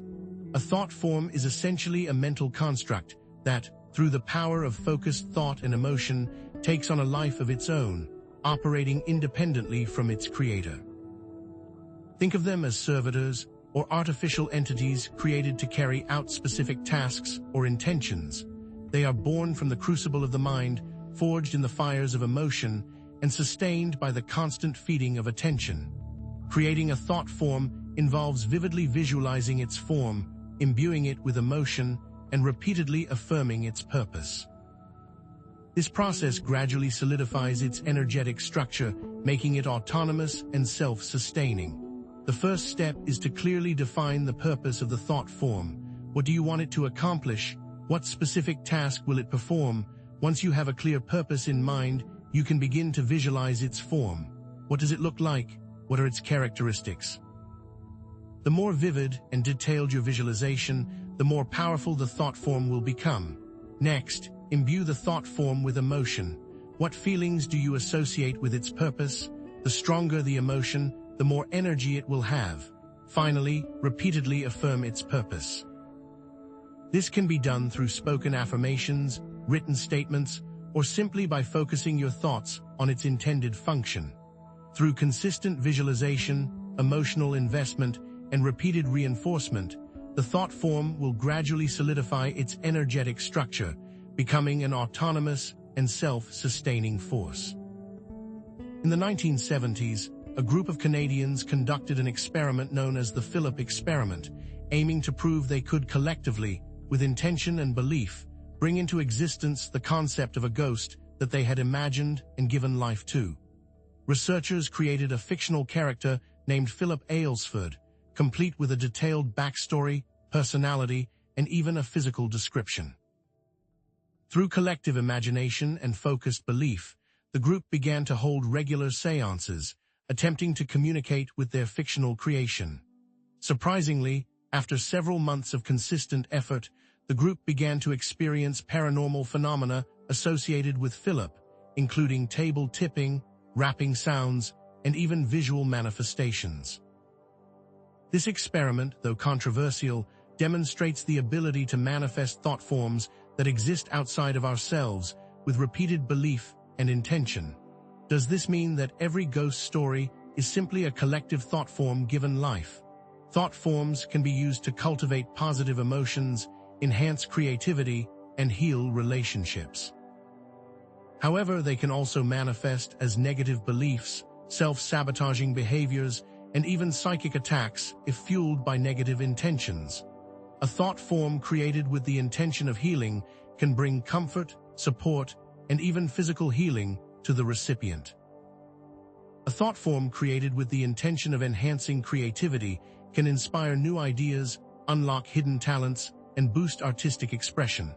But a thought form created with negative intentions can manifest as self-doubt, anxiety, and even physical illness. A thought form fueled by hatred, anger, or jealousy can become a destructive force, causing harm to both the creator and the target. Therefore, it is essential to approach thought form creation with mindfulness, ethical awareness, and a clear understanding of the potential consequences. But let's now turn our focus to another powerful tool for shaping reality: sigils. Sigils are not just pretty pictures, they are concentrated expressions of will, visual keys that unlock specific energies within the subconscious and the KLIPPOTHic realms.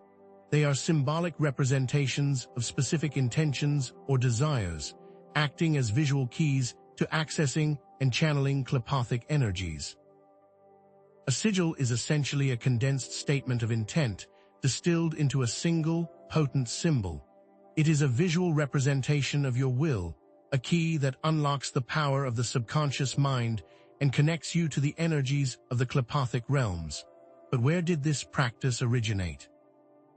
Sigil creation can involve traditional methods like reducing a statement of intent to its essential letters and rearranging them into a monogram, or more modern techniques like using automatic writing or random geometric patterns. One of the most traditional methods is to write out your intention as a clear and concise statement. For example, I will attract abundance into my life. Then remove all repeating letters. Finally, arrange the remaining letters into a visually pleasing and symmetrical design, allowing your intuition to guide you. A more modern technique involves using chaos magic principles, which emphasize experimentation and personal gnosis. This might involve generating random geometric patterns, using automatic writing to create abstract symbols, or even incorporating elements of pop culture and personal symbolism. The key is to create a symbol that resonates with you on a deep, intuitive level. Activating these keys can involve meditating on the sigil, visualizing it glowing with energy, chanting its name or associated mantra, or incorporating it into a larger ritual. Sigil activation is the process of imbuing the sigil with energy and directing it towards its intended purpose. But here's what most people miss. You must not want the intention to come to pass, because your desire will be a repellent for the sigil to succeed. You must fully believe that the intention is already a thing that exists. One common method involves meditating on the sigil, focusing your attention on its form and allowing its energy to permeate your consciousness. Visualize the sigil glowing with energy, becoming brighter and more vibrant with each breath. Another method involves chanting the sigil's name or associated mantra, using the power of sound to vibrate its energy into existence. Finally, sigils can be incorporated into larger rituals where they serve as focal points for intention and energy. What happens when we do this? The goal is to implant the sigil into the subconscious, allowing it to bypass conscious resistance and manifest its intended effect. This can be achieved through trance states, sensory overload, or by simply forgetting about the sigil after it has been activated. Once the sigil has been activated, the goal is to release it into the subconscious mind, allowing it to work on a deeper level, free from conscious interference. This can be achieved through various techniques, such as entering a trance state through meditation or drumming, overloading the senses with intense stimuli, or simply forgetting about the sigil after it has been activated, trusting that it will work its magic behind the scenes. Let it go, and perhaps most importantly, let it be. This integration into the subconscious is essential for allowing the sigil to manifest its intended effect. But as important as sigils and thought forms are, intention is of utmost importance. Intention is the rudder that steers the ship, the force that shapes the clay. Without a clear, ethical, and well-defined intention, KLIPPOTHic work can easily go astray. The intention is the driving force behind all magical and spiritual work, determining whether the outcome will be positive or negative, constructive or destructive. It is the compass that guides us through the often treacherous currents of the KLIPPOTHic realms, ensuring that we stay on course and avoid the pitfalls of imbalance and distortion. The more clear, focused, and ethically grounded our intention, the more effective our work will be. Ethical KLIPPOTHic work involves considering the potential impact of one's actions on oneself, others, and the world at large. It requires a commitment to honesty, integrity, and a genuine desire to create positive change. Before embarking on any KLIPPOTHic work, it is essential to pause and reflect on the intention behind your actions. Ask yourself, is this intention aligned with my highest values? Will it benefit myself and others? What are the potential consequences, both intended and unintended? If there is any doubt or hesitation, it is best to reconsider your approach or to seek guidance from a trusted mentor or advisor. Remember, the KLIPPOTHic energies are powerful forces, and they must be handled with respect, caution, and a deep sense of responsibility. What actions can be considered unethical? Using KLIPPOTHic energies to heal emotional wounds, empower oneself, or protect the vulnerable is a positive intention. Using them to manipulate others, gain personal power at their expense, or inflict harm is a negative intention. A positive intention is one that seeks to create healing, growth, and empowerment, both for oneself and for others. Examples include using KLIPPOTHic energies to overcome personal challenges, to heal emotional wounds, to enhance creativity, or to protect the vulnerable from harm. A negative intention, on the other hand, is one that seeks to manipulate, control, or inflict harm on others. Examples include using KLIPPOTHic energies to gain personal power at the expense of others, to seek revenge, to manipulate someone's free will, or to inflict physical or emotional pain. The distinction between positive and negative intention is not always clear-cut, and it requires careful self-reflection and ethical discernment. So how can we cultivate proper intent? Proper preparation for ritual involves quieting the mind through meditation, clarifying your intention through visualization, and regulating your emotions to ensure that your energy is focused and aligned with your goal. Before engaging in any KLIPPOTHic work, it is essential to prepare yourself mentally, emotionally, and spiritually. Begin by quieting the mind through meditation, allowing yourself to enter a state of deep relaxation and inner stillness. Then, clarify your intention through visualization, vividly imagining the desired outcome and imbuing it with positive emotion. Finally, regulate your emotions, ensuring that your energy is focused and aligned with your goal. Any lingering feelings of fear, anger, or doubt can sabotage your efforts. By taking the time to properly prepare yourself, you will create a powerful foundation for success. Through the conscious creation of thought forms, the skillful use of sigils, and the unwavering focus of intention, we can harness the power of the KLIPPOTH to transform ourselves and the world around us. These tools are not merely theoretical concepts, but practical techniques that can be applied to every aspect of our lives, from healing emotional wounds to manifesting abundance to creating positive change in the world. But with great power comes great responsibility. Always remember to approach KLIPPOTHic work with respect, caution, and a clear understanding of the potential consequences. Remember to consider what has been revealed. Now that we've learned the fundamentals of thought form creation, sigil magic, and intention setting, let's explore how these techniques can be applied to specific areas of our lives, creating positive change and unlocking our full potential. In our next exploration, we will focus on how these can be applied to your relationships, your career, and your personal growth.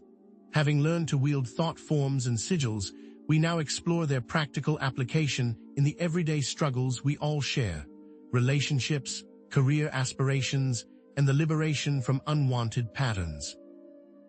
The KLIPPOTH, often feared and misunderstood, are not forces to be banished, but energies to be harnessed, providing unique insights and transformative power when applied with intention and awareness. Remember, the key to successful KLIPPOTHic work lies in ethical intention and mindful awareness. Always consider the potential consequences of your actions and strive to create positive outcomes for yourself and others, because personal responsibility is the foundation of all true transformation. Relationships, the very fabric of our social existence, can become battlegrounds for KLIPPOTHic forces, manifesting as conflict, manipulation, codependency, and a host of other imbalances.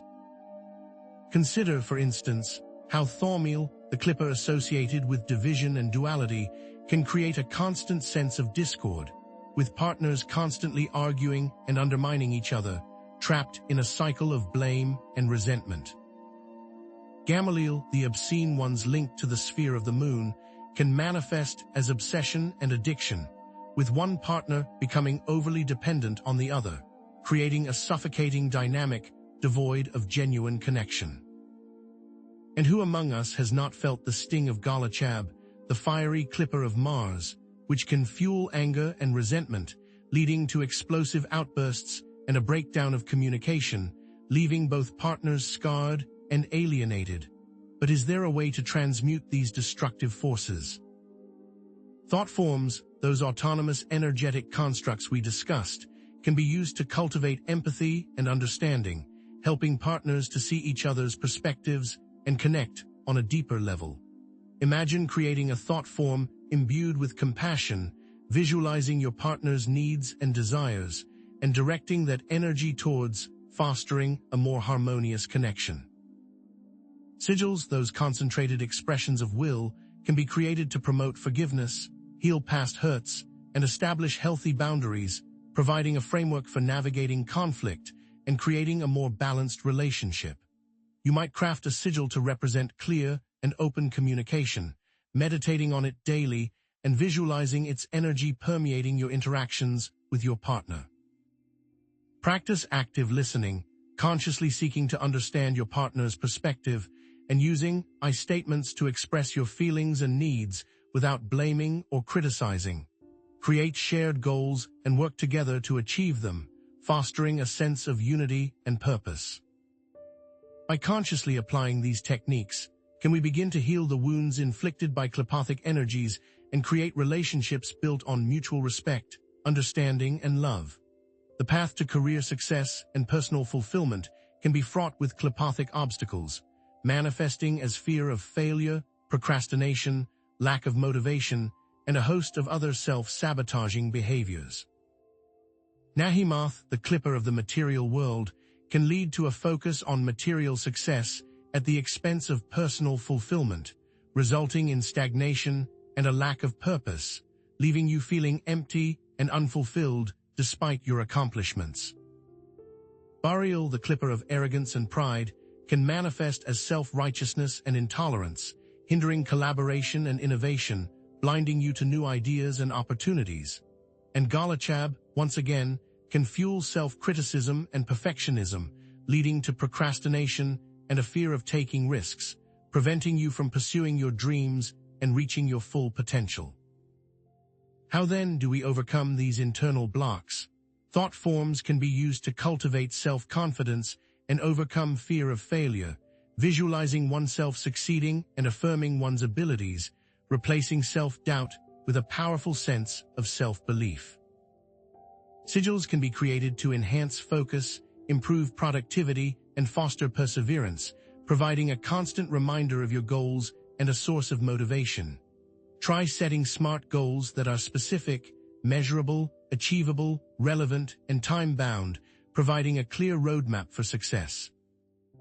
Break down large tasks into smaller, more manageable steps, making the process less daunting and more attainable. Celebrate your successes, no matter how small, to build momentum and maintain motivation, reinforcing positive behaviors and creating a sense of accomplishment. By consciously harnessing the power of thought and symbol, can we break free from the shackles of klippothic influence and unlock our full potential, achieving both career success and personal fulfillment. Addictions, compulsions, and other harmful habits are often rooted in klippothic energies, reflecting a deep-seated imbalance within the psyche and a disconnection from one's true self. Gamaliel can fuel obsession and craving, creating an insatiable desire for the addictive substance or behavior, trapping you in a cycle of dependence and despair. Thormeal can contribute to fragmentation and self-destruction, with the individual feeling torn between their desire to quit and their inability to do so, leading to feelings of helplessness and hopelessness. And Galachab can fuel self-punishment and guilt, leading to a cycle of relapse and remorse, perpetuating the addictive behavior and hindering recovery. What steps can we take to break these chains? Thought forms can be used to cultivate self-control and willpower, visualizing oneself resisting temptation and affirming one's commitment to sobriety, strengthening your resolve and providing a mental shield against cravings. Sigils can be created to connect with one's higher self, fostering a sense of purpose and meaning that transcends the addictive behavior, providing a source of strength and motivation beyond the immediate gratification of the addiction. Identify the triggers that lead to your harmful habit and develop coping mechanisms for managing those triggers, creating a plan for navigating challenging situations. Seek support from friends, family, or a therapist, providing a safe space to share your struggles and receive encouragement. Practice self-compassion and forgive yourself for your mistakes, recognizing that setbacks are a part of the recovery process and learning from them. As we've seen, KLIPPOTH energies are not simply abstract concepts, but powerful forces that can be harnessed to improve our relationships, enhance our careers, overcome our challenges, and create a more fulfilling life. Don't be afraid to experiment with these techniques, finding what resonates with you and adapting them to your own unique needs and experiences. But always proceed with caution, respect, and a clear understanding of the potential consequences. Remember that KLIPPOTH energies are powerful forces, and it is always wise to seek help from a trained professional when dealing with these energies. Now that we've explored the positive applications of KLIPPOTH energies, let's turn our attention to the potential dangers and pitfalls of working with these forces, ensuring a balanced and responsible approach. What happens when we lose control, when our intentions become clouded, and when the shadows consume us? That is what we will explore next. Having illuminated the transformative potential of KLIPPOTH work, we now turn to the shadows within the shadows, the inherent dangers and potential pitfalls that demand respect, caution, and a well-informed approach. These are not energies to be trifled with. Like any potent force, they can be destructive if mishandled. Our intention is not to scare you away, but to equip you with the knowledge and understanding necessary to navigate these realms safely and effectively, because approaching such power with ignorance can be akin to navigating a minefield blindfolded. One of the most dangerous misconceptions is that KLIPPOTH work is a shortcut to enlightenment or a path to unlimited power. In reality, it is a challenging and often difficult journey that requires dedication, perseverance, and a willingness to confront one's own shadows. To approach this work with such a mindset is like believing you can become a master surgeon after watching a few videos. The potential for harm is immense, and the results can be catastrophic. Can we truly expect to harness the power of the abyss without first understanding the depths of our own darkness? Let us now tread carefully, for the path ahead is fraught with both peril and profound possibility. KLIPPOTH symbolism is not a code to be cracked, but a labyrinth of the mind to be explored. A superficial understanding can lead you astray, trapping you in distorted realities and reinforcing negative patterns. Think of these symbols as multifaceted mirrors, reflecting not just the external world, but also the inner landscape of your psyche, with all its hidden fears, desires, and traumas. Seeing Lilith as simply a monstrous figure, ignoring her complex symbolism as a representation of female power and independence, is one such misinterpretation. Viewing Samael as pure evil, failing to recognize his role as an agent of justice and transformation, is another. And believing that the KLIPPOTH are external entities rather than reflections of our own inner shadows is perhaps the most dangerous misconception of all. Such simplistic interpretations are akin to mistaking a single brushstroke for the entire masterpiece, missing the intricate details and profound meaning woven into the fabric of the whole. Approach KLIPPOTH symbolism with critical thinking, researching its historical context, and consulting with experienced practitioners. Remember that these symbols are not static, but dynamic and evolving, reflecting the ever-changing nature of the human psyche. Do not take things at face value and always cross-reference information from multiple sources. Ask yourself, what are the historical, cultural, and personal contexts that shape my understanding of this symbol? Am I projecting my own biases and assumptions onto this symbol? Am I truly understanding the nuance and depth of this symbol, or am I simply scratching the surface? Only through rigorous self-examination and critical analysis can we hope to navigate the labyrinth of KLIPPOTHic symbolism without losing our way. For only then can we truly integrate these forces into our understanding of the universe. Engaging with the KLIPPOTH is like opening Pandora's box, releasing a torrent of repressed emotions, traumatic memories, and psychological vulnerabilities that can be overwhelming if you are not prepared. The energies unleashed can destabilize your sense of self, shatter your illusions, and force you to confront the darkest aspects of your being. For those with pre-existing mental health conditions, such as anxiety, depression, or PTSD, this work can be particularly risky, potentially exacerbating symptoms and triggering episodes. Without a strong foundation of self-awareness, emotional regulation skills, and a supportive network, you may find yourself adrift in a sea of overwhelming emotions, unable to distinguish between reality and illusion, or between your own inner demons and external influences. A therapist can provide a safe and supportive space for processing difficult emotions and traumatic memories. A trusted friend can offer empathy, understanding, and a listening ear. An experienced mentor can provide guidance and support, helping you to navigate the complexities of KLIPPOTHic work. Pay attention to your own emotional and psychological state. If you are feeling overwhelmed, anxious, or destabilized, take a break. Engage in grounding exercises to connect with the earth and anchor yourself in the present moment.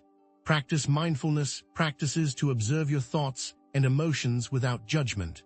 Practice self-care techniques to nurture your body, mind, and spirit. Remember, self-knowledge is paramount. Without it, you are sailing uncharted waters. It is important to know when to disengage before any damage occurs. Energetic work is like a butterfly flapping its wings. A small action can have far-reaching and unpredictable consequences. When working with the KLIPPOTH, it is essential to consider the potential impact of your actions on yourself, others, and the world around you. Attempting to manipulate someone's emotions with KLIPPOTHic energies can backfire, triggering anger, resentment, or even psychic attacks. Unskillfully banishing certain energies can disrupt the natural balance of the environment, leading to unforeseen consequences. Engaging in KLIPPOTHic work without proper protection can attract unwanted attention from negative entities, leaving the operator vulnerable to spiritual attack. Consider that what you put out into the world will come back to you in one way or another. Before engaging in KLIPPOTHic work, take time to reflect on your intentions and consider the potential consequences of your actions. Are you seeking to empower yourself or to manipulate others? Are you willing to take responsibility for the effects of your work? Always strive to do good for others and never act on bad intentions. Seek guidance from experienced practitioners and mentors to minimize the risk of unintended consequences. Remember, even with the best intentions, things can still go awry, so be prepared to take responsibility for your actions and make amends if necessary. For it is said that ethical actions pave the road to the heavens, while immoral actions pave a road that leads directly to hell. The KLIPPOTH, with their promise of power, transformation, and forbidden knowledge, can be like a siren song, luring you into a seductive but ultimately destructive embrace.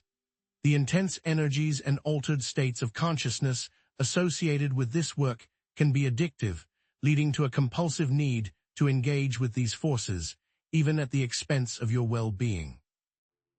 It is easy to become obsessed with unlocking the secrets of the abyss, neglecting your physical health, your relationships, and your responsibilities as your life spirals out of control.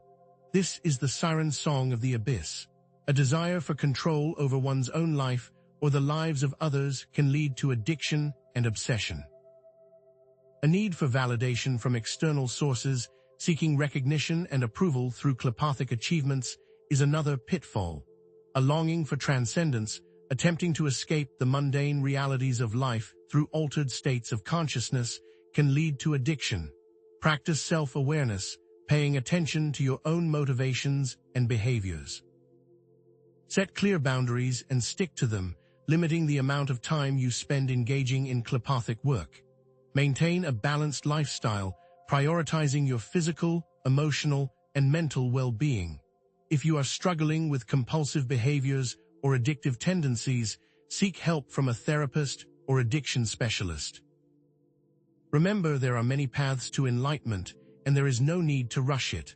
The journey is just as important as the destination, so savor each moment and embrace the challenges along the way, but also keep your wits about you. As we have seen, the path into the KLIPPOTHic realms is not without its perils. Misinterpreting symbolism can lead to distorted realities. Psychological destabilization can trigger repressed traumas. Unintended consequences can harm ourselves and others. And addiction obsession can lead to a loss of control and a disconnection from reality. Responsible engagement requires knowledge, self-awareness, and a commitment to ethical action.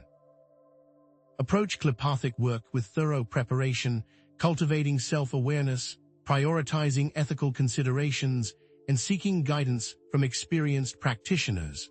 Remember that these practices are tools for self-discovery and transformation, not for escaping or denying the darkness. The aim is not to conquer the KLIPPOTH, but to understand them, integrate them, and transform their energies into forces for good. For it is in the depths of the abyss that we find the potential for true transformation.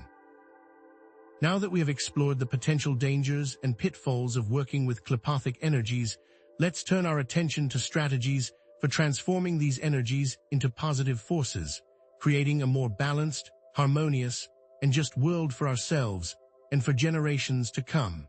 What methods can we utilize to harness the raw power of the KLIPPOTH and channel it towards constructive ends?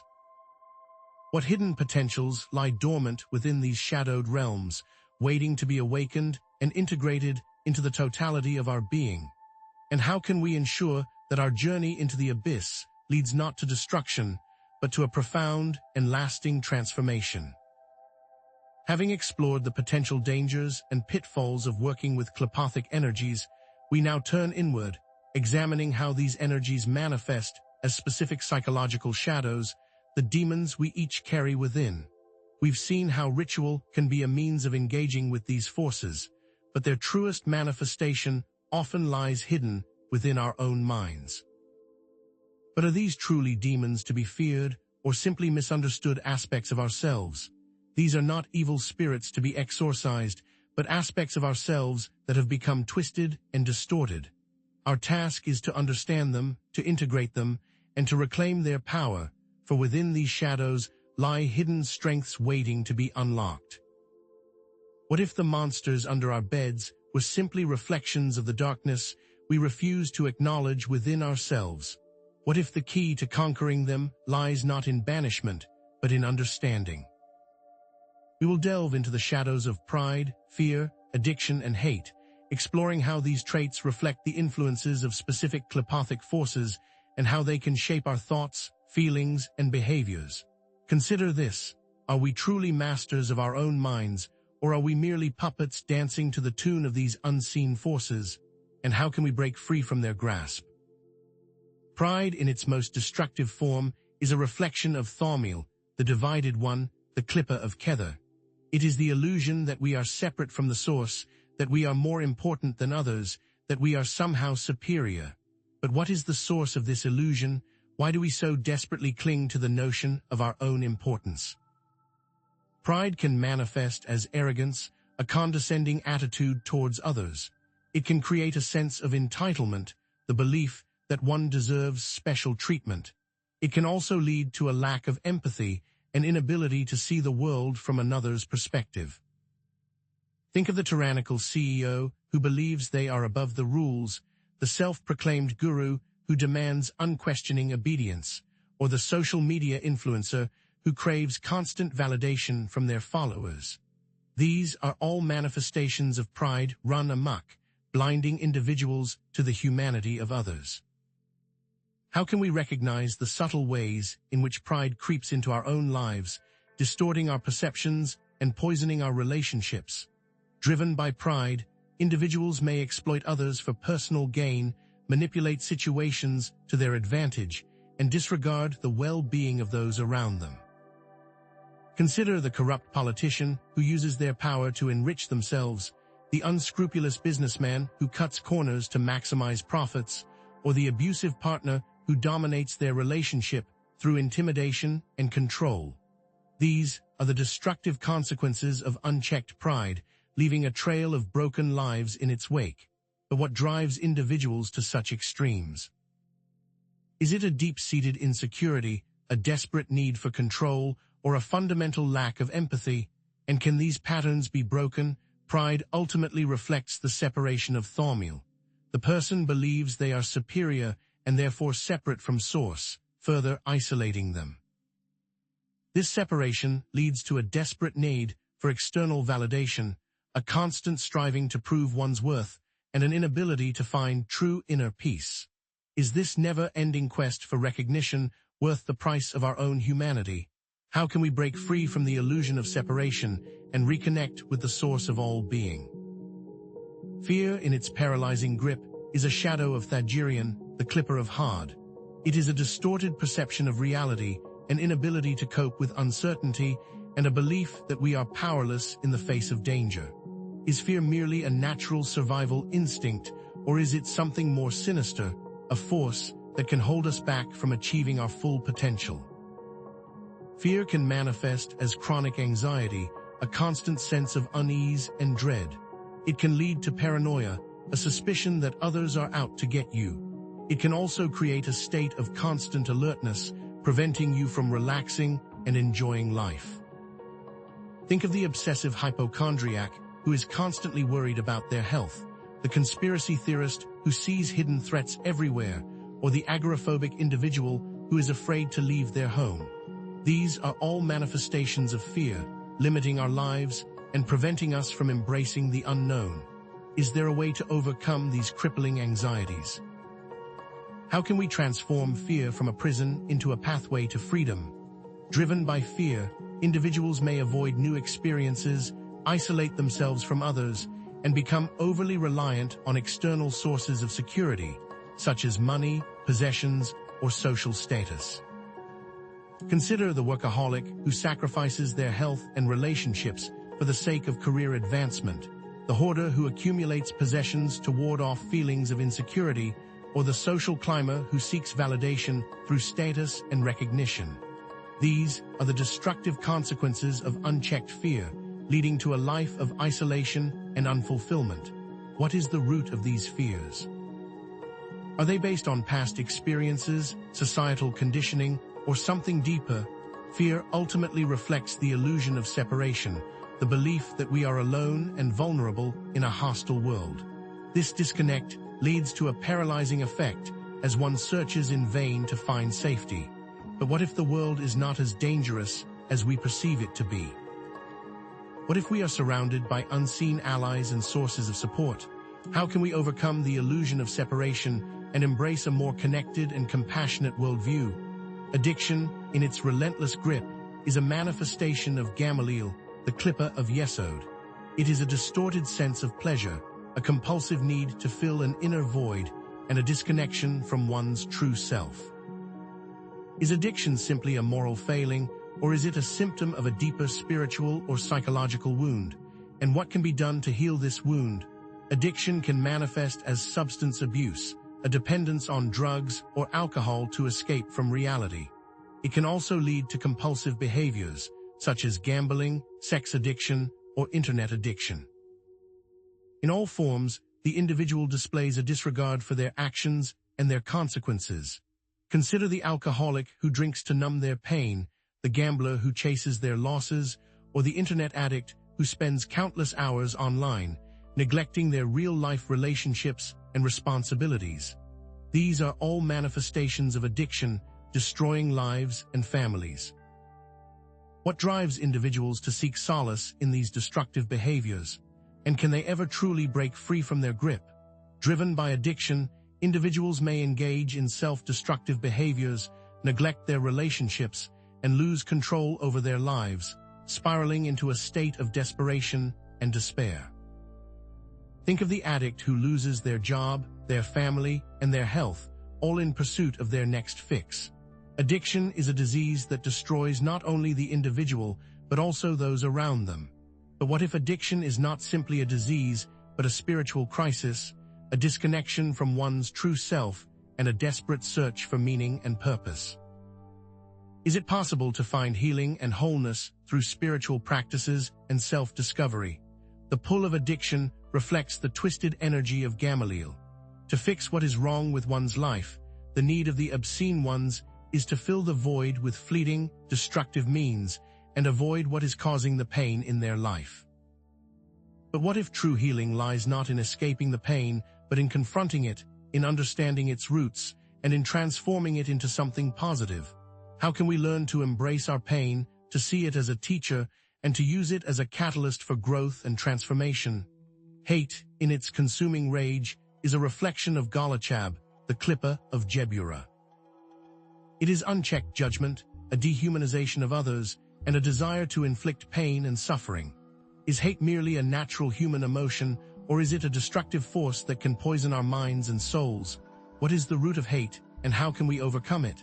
Hate can manifest as prejudice, a biased attitude towards individuals or groups based on their race, religion, gender, or sexual orientation. It can lead to discrimination, the unfair treatment of others, and it can erupt into violence, creating division and conflict. Think of the racist who spews hateful rhetoric, the homophobe who attacks members of the LGBTQ community, or the religious fanatic who justifies violence in the name of their God. These are all manifestations of hate, tearing apart communities and fueling endless cycles of violence. What causes individuals to harbor such intense animosity towards others? Is it ignorance, fear, or something deeper? Driven by hate, individuals may participate in persecution, genocide, and the justification of atrocities, believing that their actions are righteous and necessary. A dangerous mindset when allowed to fester.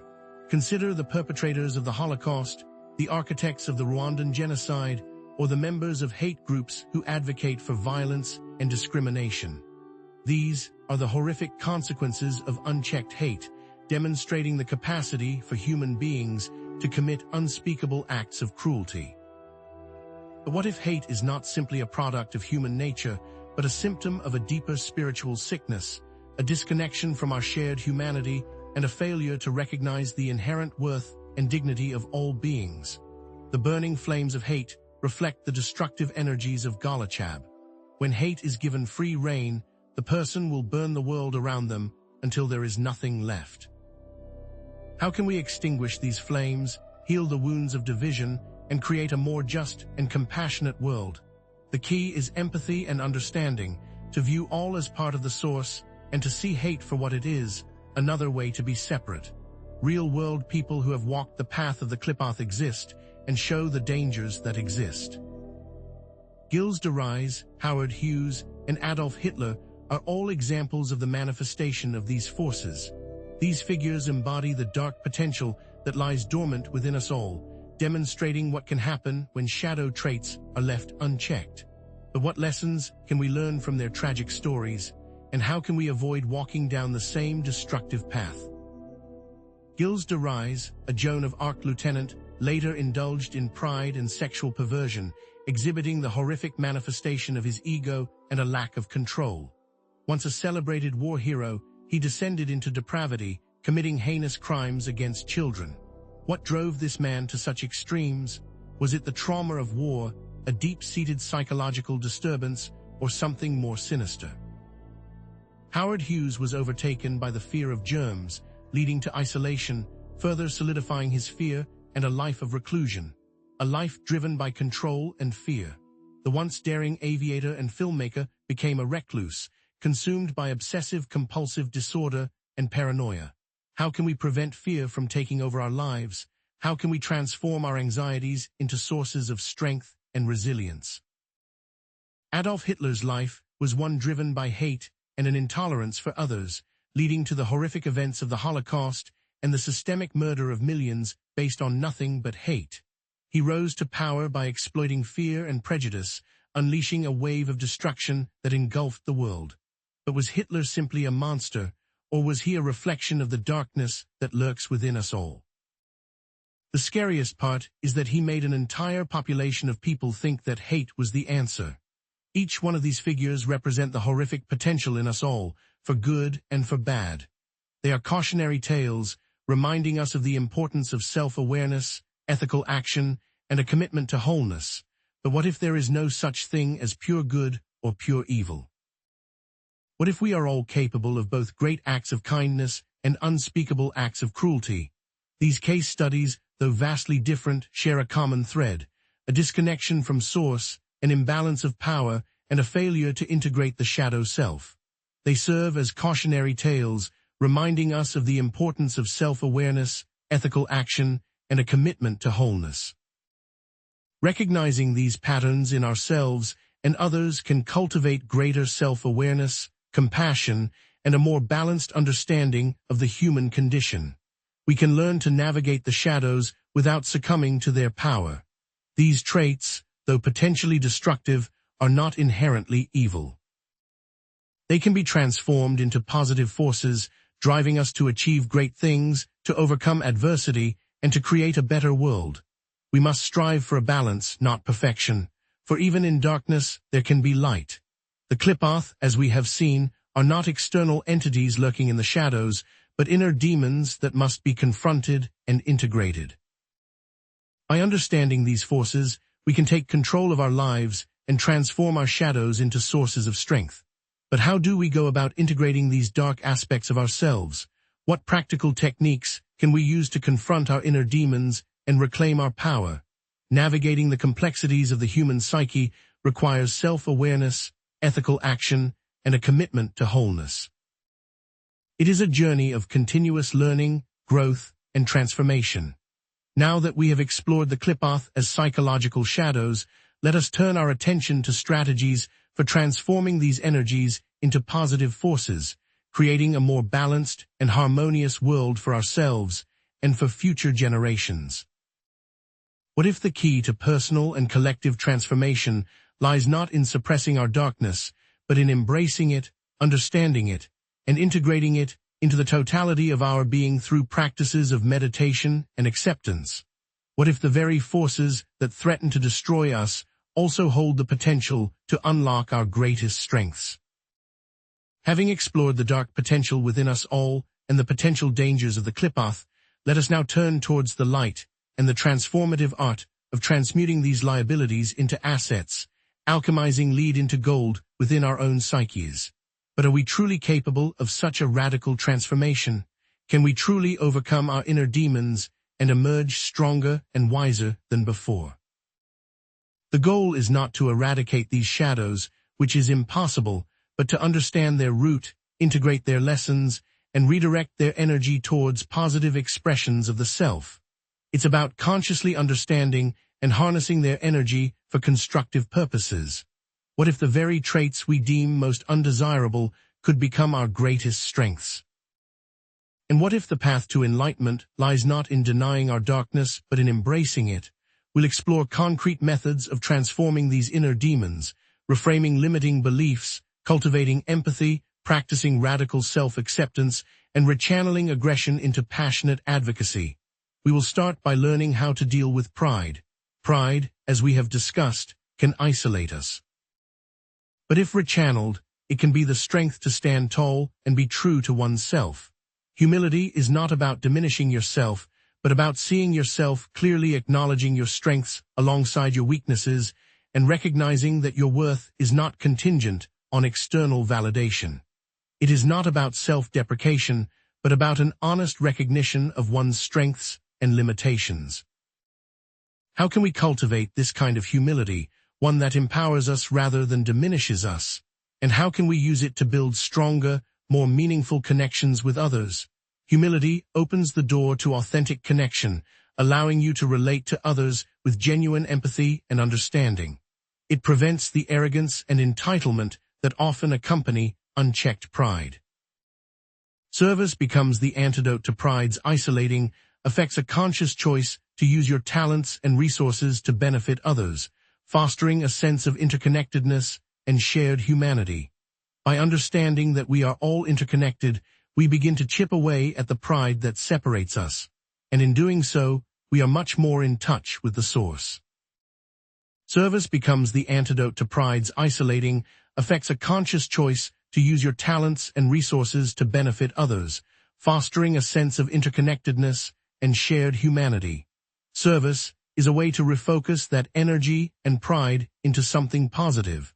Start a gratitude journal, listing the things you appreciate in your life. Seek honest feedback from trusted friends and mentors, being open to constructive criticism. Volunteer your time and skills to a cause you care about. These are not mere acts of altruism. They are powerful tools for transforming pride into humility and fostering a deeper connection with the world around you. But is it truly possible to overcome the allure of pride and embrace a life of humility and service? Fear can be paralyzing. However, it also allows us to be prepared and analytical. Courage is not the absence of fear, but the willingness to act in the face of fear, to move forward despite your anxieties and doubts, trusting in your ability to overcome obstacles. Is it possible to act even when we are afraid? Discernment allows you to distinguish between real dangers and imagined threats, to assess risks rationally, and to make informed decisions based on facts rather than emotions. Discernment is a way to be in touch with your fear, and yet also view it from a practical point of view. Preparedness is the act of channeling fear into proactive planning, taking steps to mitigate potential risks, ensuring your safety and well-being in the face of uncertainty. So instead of being frozen by fear, you can use it to be ready. Identify your greatest fears and consciously confront them in small, manageable steps.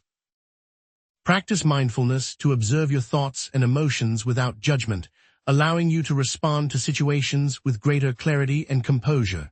Develop a safety plan for potential emergencies, outlining what you will do in specific scenarios. What small steps can we take today to confront our fears and reclaim our courage? Addiction, in its darkest form, can take over a person's life. But it can be transformed into a passion for something and give life purpose. Self-control is not about denying yourself pleasure, but about making conscious choices that align with your values and long-term goals, choosing fulfillment over fleeting gratification. Can we truly master our impulses and make choices that align with our highest aspirations? Discovering a sense of purpose, a calling, a passion, a reason for being can fill the void that addiction seeks to fill, providing a sense of meaning and direction that transcends the addictive behavior.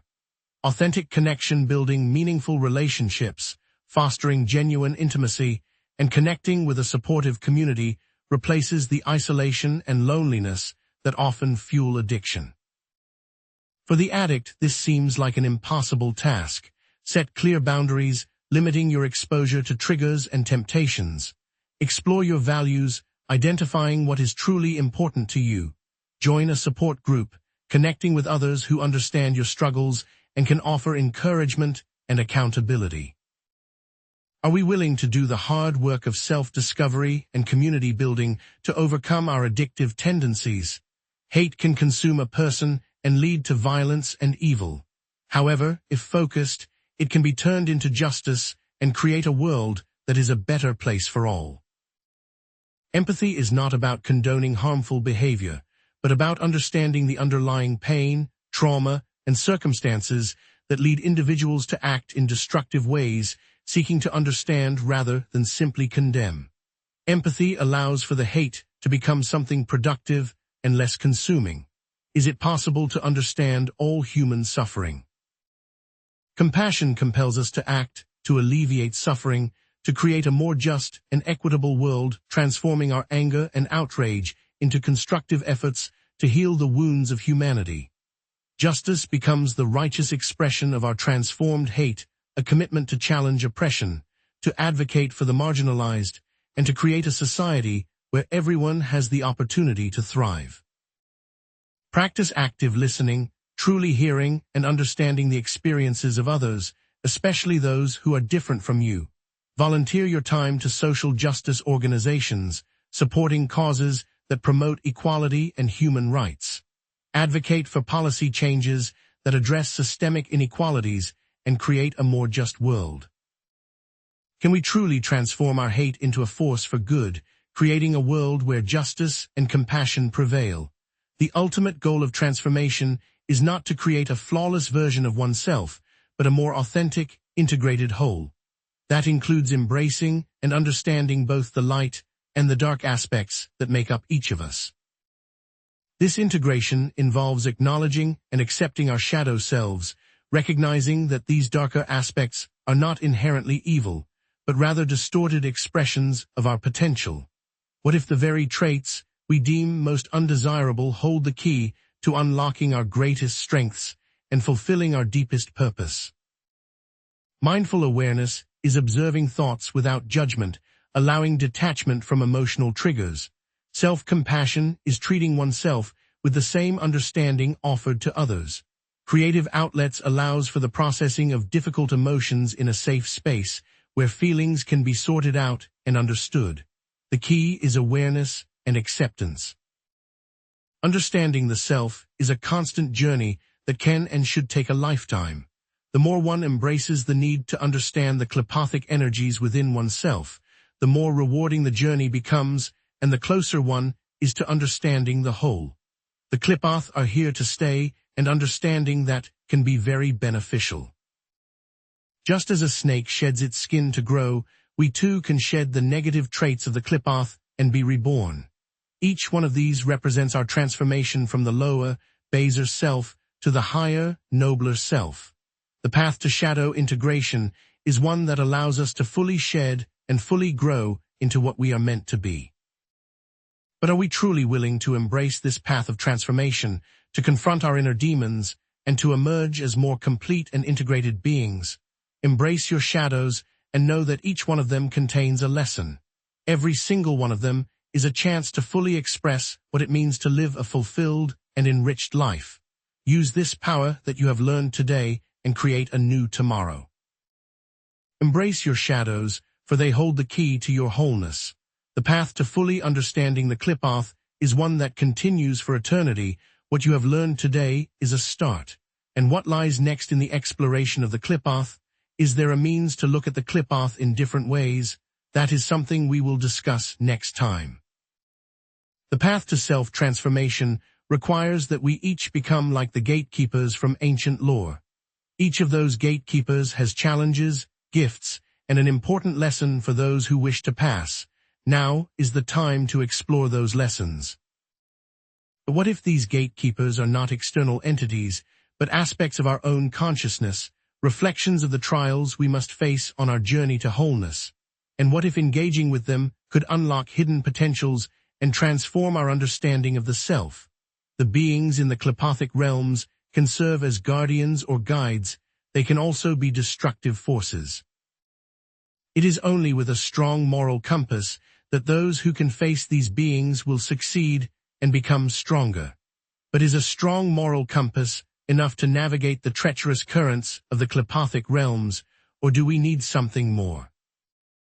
How do we discern between genuine guidance and deceptive illusions, and how do we protect ourselves from being consumed by the very forces we seek to understand?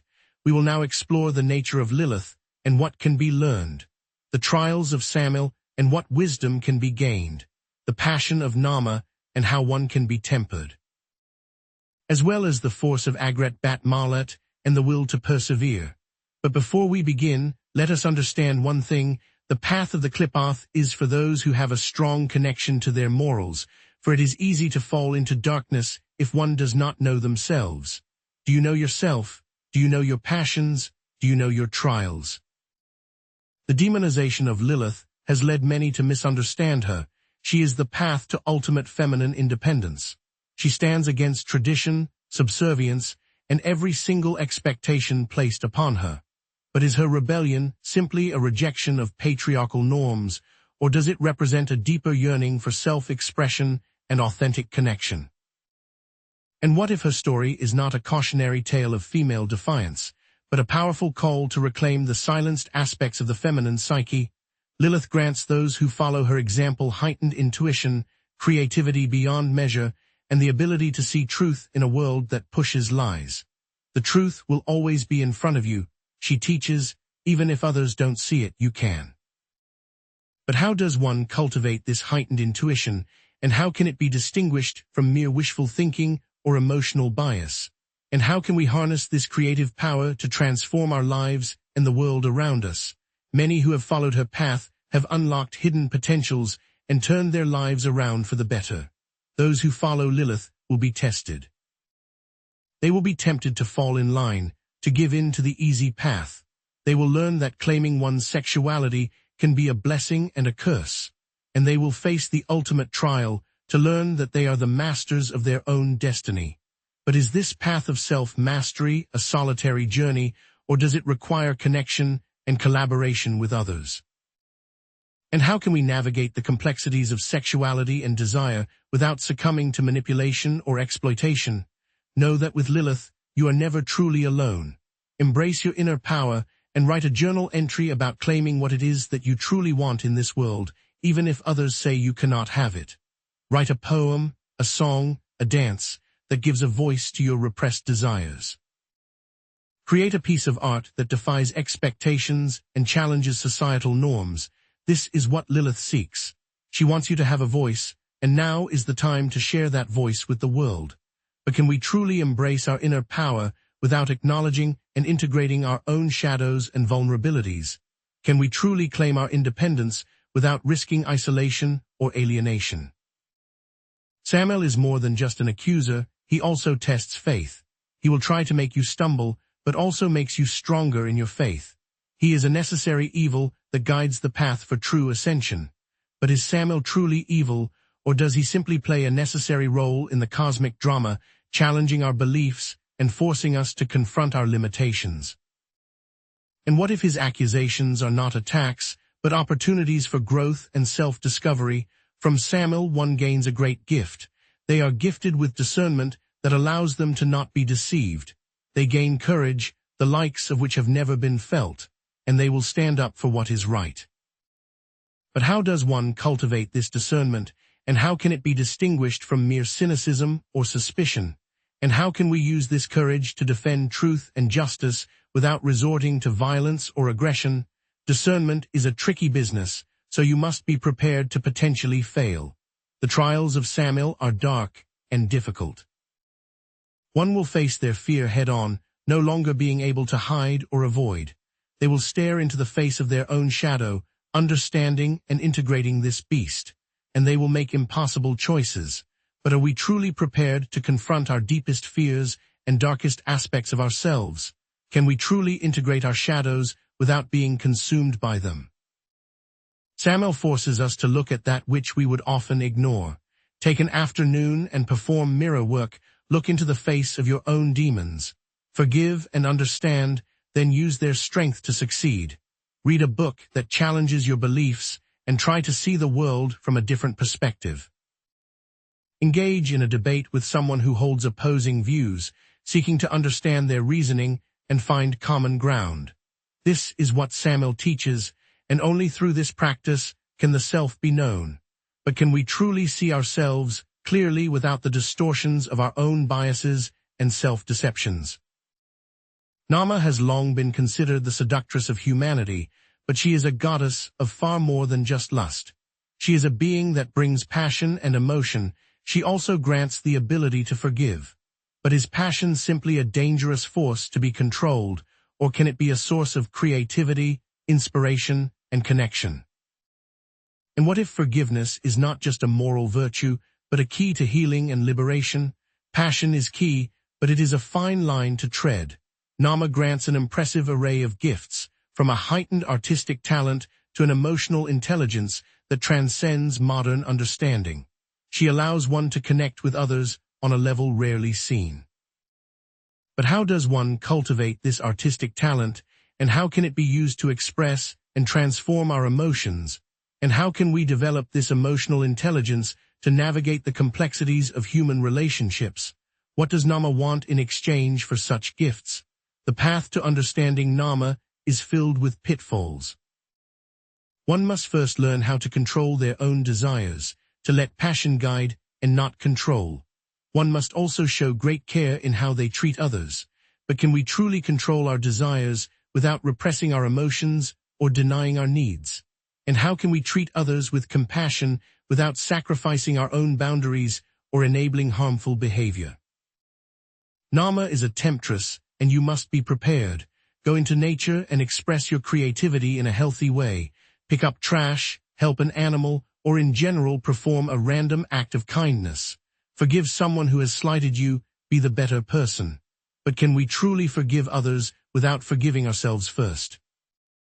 And can we truly experience joy and fulfillment without embracing both the light and the dark aspects of our nature? These things cannot be understood if you are not prepared for them. Agrat Bat Malat is a symbol of strength and resolve.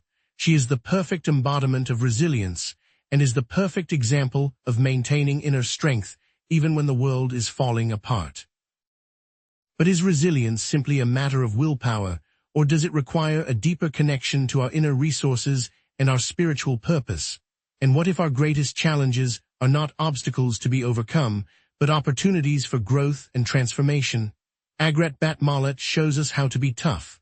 The gifts of Agrat Bat Malat are those that many seek. She grants an unwavering determination to complete goals, an iron will, and the ability to turn dreams into reality through perseverance. But how does one cultivate this unwavering determination, and how can it be distinguished from mere stubbornness or recklessness? And how can we use this iron will to manifest our desires without harming ourselves or others? Agrat Bat Malat can teach you, but only if you pay attention. Following in the steps of Agrat Bat Malat will require you to face hardship head-on, to face temptation without fail, and to pick yourself up even after the most demoralizing of failures. But are we truly prepared to face hardship with grace and resilience? Can we truly resist temptation without denying ourselves pleasure or fulfillment? And can we truly learn from our failures without being defeated by them? The greatest gift is the ability to stand tall in the face of defeat. Set short and long-term goals. Create a reasonable plan to see these goals through, and do not give up when challenges arise. Push through the pain, and you will succeed. Read biographies of people who overcame adversity and draw inspiration from their stories. Engage in physical activities that challenge your limits and build your endurance. Can you handle her lesson? A daily ritual is a way of life, not a thing to do once and forget. This must become the new you, not just a passing habit. It will never work if it isn't a constant in your life. Those who have been most successful in their own journeys are those who practice daily and never give up. Can you commit to this lifestyle? Start each day with a thankful heart. Show gratitude for what you have, then plan what you want and put a sigil to that intent. Take 30 minutes to go outside and feel the earth to center yourself. But can we truly appreciate what we have without acknowledging what we lack? And can we truly manifest our desires without aligning them with our highest purpose? Those who do this daily are most successful in their workings. Remember who you are, look at your writing, and reacquaint yourself with the self that you've been working so hard on. Take the time to connect with those around you and lend a helping hand. This will give you strength. Do not forsake those around you. Do good when possible, and always be on guard. It only takes one misstep to send your life spiraling. At the end of each day, reflect on what you did right and what you did wrong. Forgive your missteps and promise to make the next day better. Spend some time in thought to center yourself with your higher power. How many who seek ascension can truly do it? Take every step with respect. Take every action with intention. Learn the important lesson, and you will become a better, stronger person. Just remember to have empathy and compassion. That is the greatest gift. But is empathy simply a sentimental feeling, or can it be a powerful force for social change and global transformation? What about compassion? You must keep pushing. Set yourself up for long-term success by applying every tool we have shared to make it a part of you, never letting go and never giving up. It is only with a constant forward momentum that you can truly succeed. Never give up and never surrender, never back down and never let go. Embrace the teachings and you will prevail. Be sure to take time for yourself and know your limits. All the things we have explored have both light and dark applications. It is up to you to find what the right choice is. So step into the world with compassion and strength. What limitations do you possess? What strengths? There is always more to learn. In the next video, we will share with you more and more of what can be found, how the KLIPPOTH interact with societal structures, what the collective conscious has to tell, and the most dangerous aspect for those who wish to travel the path. What do you think awaits those who walk that path? Though we have explored the powers and trials, wisdom and influence, there is a reason that you have not heard of them before.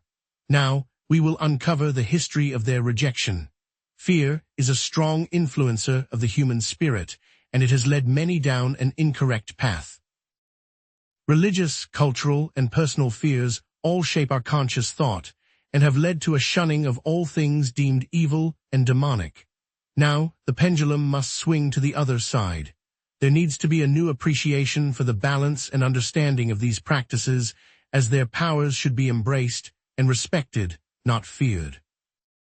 Abrahamic religions are among some of the strongest in the world, but they, like all religions, are not without their flaws. One such is the stigmatization of all that is deemed demonic, negative, or evil. In the common telling of the Bible, there is heaven and hell, good and evil, light and dark. What is missed is the necessity for balance, and that it is a natural part of life and a necessary ingredient. This creates a fear of the KLIPPOTHic energies. Religious institutions use the fear of dark entities to control their members and those outside of their religion. Anything that may sway a member or draw outsiders from the flock must be seen as negative. Thus, working with KLIPPOTHic energies is seen as sacrilege. One only needs to consider the history of the Inquisition and how the Church used the concept of demonic possession to persecute those who challenged its authority. Those who sought knowledge outside the confines of the Church were labeled heretics and often faced torture and death. This fear-based control extends to the present day, with many religious leaders warning against engaging with anything deemed occult or spiritual, often without any real understanding of what these terms actually mean. The most important takeaway, and why you're here, is to understand that growth is impossible without balance. Without facing the darkness, you are only experiencing half of life, and that is not a fulfilled journey. What is your religion teaching you? Are you allowed to question what you are told? More than just religious institutions influencing public perception, there is the influence of social groups, cultural norms, and what is correct by members of a social group. Different cultures have different issues. The American culture often suppresses thoughts and discussion of death, fearing what they cannot control. American culture also shuns sexual desires, with many sexual topics being taboo. The suppression of these concepts is not helpful. Consider, for example, the Victorian era, with its rigid social codes and emphasis on propriety. Any deviation from these norms was met with swift and severe judgment, leading to the suppression of natural human impulses and the denial of uncomfortable truths. This fear of social ostracism continues to shape our behavior today, influencing everything from our career choices to our romantic relationships. The pressure to conform can be immense, and it often requires courage to challenge these societal expectations and embrace our authentic selves. Suppression leads to the inability to speak your mind.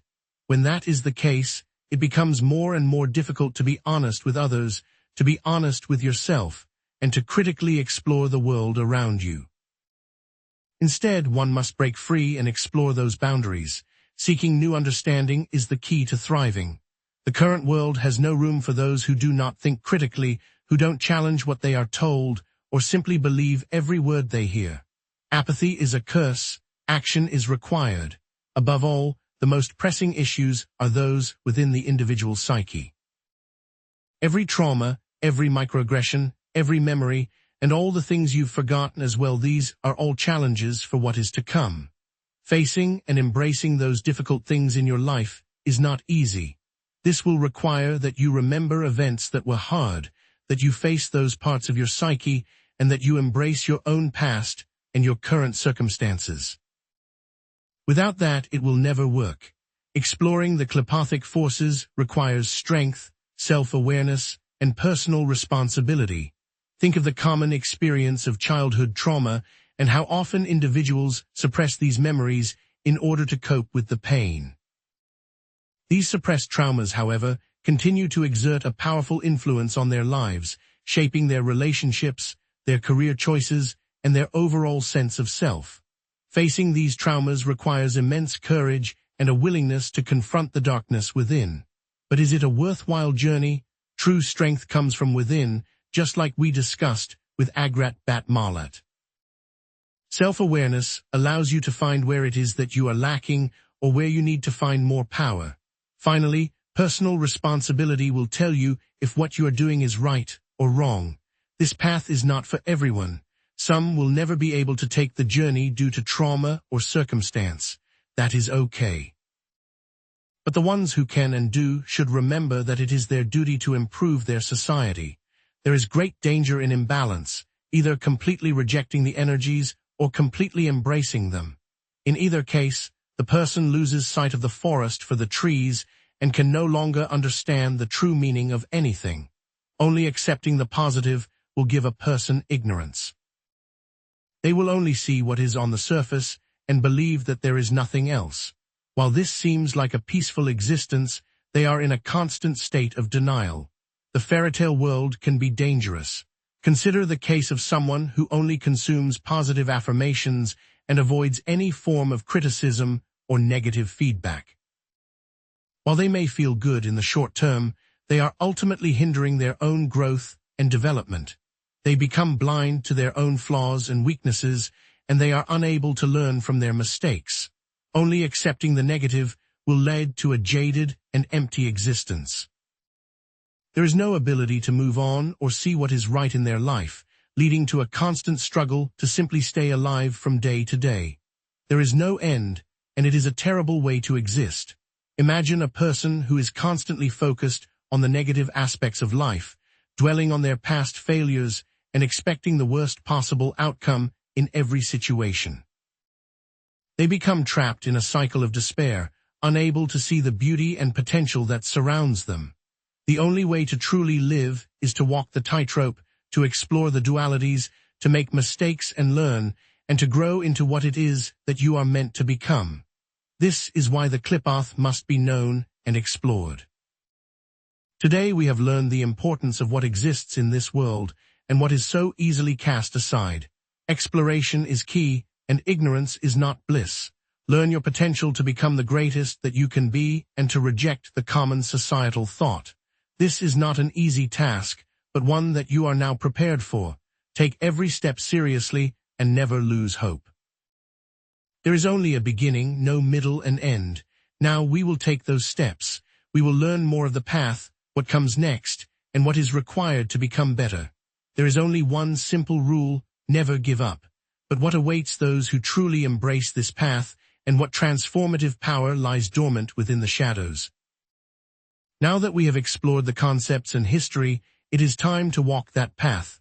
Each journey begins with intent, and what is to follow will make sure your intentions are pure and your heart is ready. These paths will require a purification of the self and the sacred space. This will remove unwanted influences that will distract from the most important aspect: you. This will require time, dedication, and respect. We will take time to understand circle creation and how it is more than just drawing a circle. We will understand how to create tools that are more than just blunt objects. They are symbolic. Finally, we will create an offering that will allow you to traverse the plains safely. There is more than one type of circle, and they serve multiple reasons. More than just an enclosure, there are ways to construct it to focus energies, to enhance what is being done, and to ward off unwanted entities. It is crucial to understand that the circle or the sphere is not merely a physical boundary, but a manifestation of your will, a container for your intent, and a shield against unwanted intrusions, both internal and external. Think of it as a microcosm of your inner world, projected onto the physical plane, a sacred space where transformation can occur. First, visualize a place that is comfortable and comforting. Second, set your intent and make sure there is no doubt that you are not fully committed to the act. Finally, use external representations to bring the visualization to life. This visualization acts as a seed, a psychic blueprint upon which you will build your sacred space. Your intent, clear and unwavering, serves as the mortar that binds the elements together, ensuring the circle's integrity and purpose. The external representations, whether physical objects, gestures, or words, are the building blocks that solidify your vision into reality. It is not enough to simply create the circle and exist in it. Each of the elements must be tied to you and your intent. Each part must be known and understood, from its creation to its purpose. The creation of the circle is a continuous process of empowerment. It is not enough to simply draw the line and speak some words. Consider it a meditative act of focus and dedication. Chanting empowers the circle, adding layers of intention with every breath and word. Using tools empowers the circle, solidifying your intent in a physical form. Finally, and most importantly, taking an active role in its creation empowers the circle, using your own energy to feed and grow the protection that you need. You are the architect, the builder, and the guardian of this sacred space, and your active participation is essential to its success. The element of fire may represent Samil, destruction that is needed to make new life. Water may represent Lilith, and her ability to be fluid but not controlled. Take this and expand it to whatever makes sense to you, as long as there is internal consistency and a reason for each choice. Every good craftsman has the tools that they need. Every explorer carries that which they need to succeed. So too should it be for you as you walk this path. The path is too long to walk alone, and you will need to carry things with you. These tools are not mere objects, but extensions of your will, symbolic representations of the forces you seek to understand and harness. Consider the athame, for example, a ritual dagger used to direct energy and sever unwanted connections. It is not simply a weapon, but a symbol of your ability to cut through illusion and assert your will upon the world. Or consider the chalice, a vessel for containing and transforming emotions. It is not simply a cup, but a symbol of your capacity to embrace and integrate your inner world. The tools need to be more than just a symbol of power. It must not simply be a trinket. Each tool must be a part of you, from its construction to the moment of its use. It needs to be made from your own energy and intention. To ignore this is to cheapen the process and create a worthless object. Imbue them with your own essence, your own desires, and your own fears, and they will become powerful allies on your journey. Just as the circle is not simply lines drawn, so too the tools must be treated with reverence. Acknowledge their construction, treat them with respect. Never use them for anything but what they were intended. To cheapen this process is a way to court disaster. By respecting the tools, you are respecting the forces they represent, and by disrespecting them, you invite chaos and imbalance into your life. The athame does not simply exist to cause destruction. Instead, it exists to allow you to harness and control it. The cup does not exist simply to feel emotion, but to accept it without question. Each of these has a deeper meaning. What is important is that it is meaningful to you. It is your personal connection to these tools that will decide their power, so focus on what works for you and what makes sense. The final and most important step is that of offerings. This is not the process of bargaining with spirits, but simply a sign of respect, and to show a genuine commitment to exploring what it is that they can teach. It is a gesture of reciprocity, a way of acknowledging the energies you are engaging with and expressing your willingness to learn from them. To show respect for all that came before, a practical solution can be used. Do some good for the world, do good for your neighborhood, do something that you believe in, and the universe will pay back what you have sown. It's important to understand how, without respect, there will be no reward. Instead, their journey will be hard and full of suffering. That is the price that must be paid to learn, but it is one that can be avoided by taking the correct first steps. When treading the path of fire, one must understand how to avoid being burned.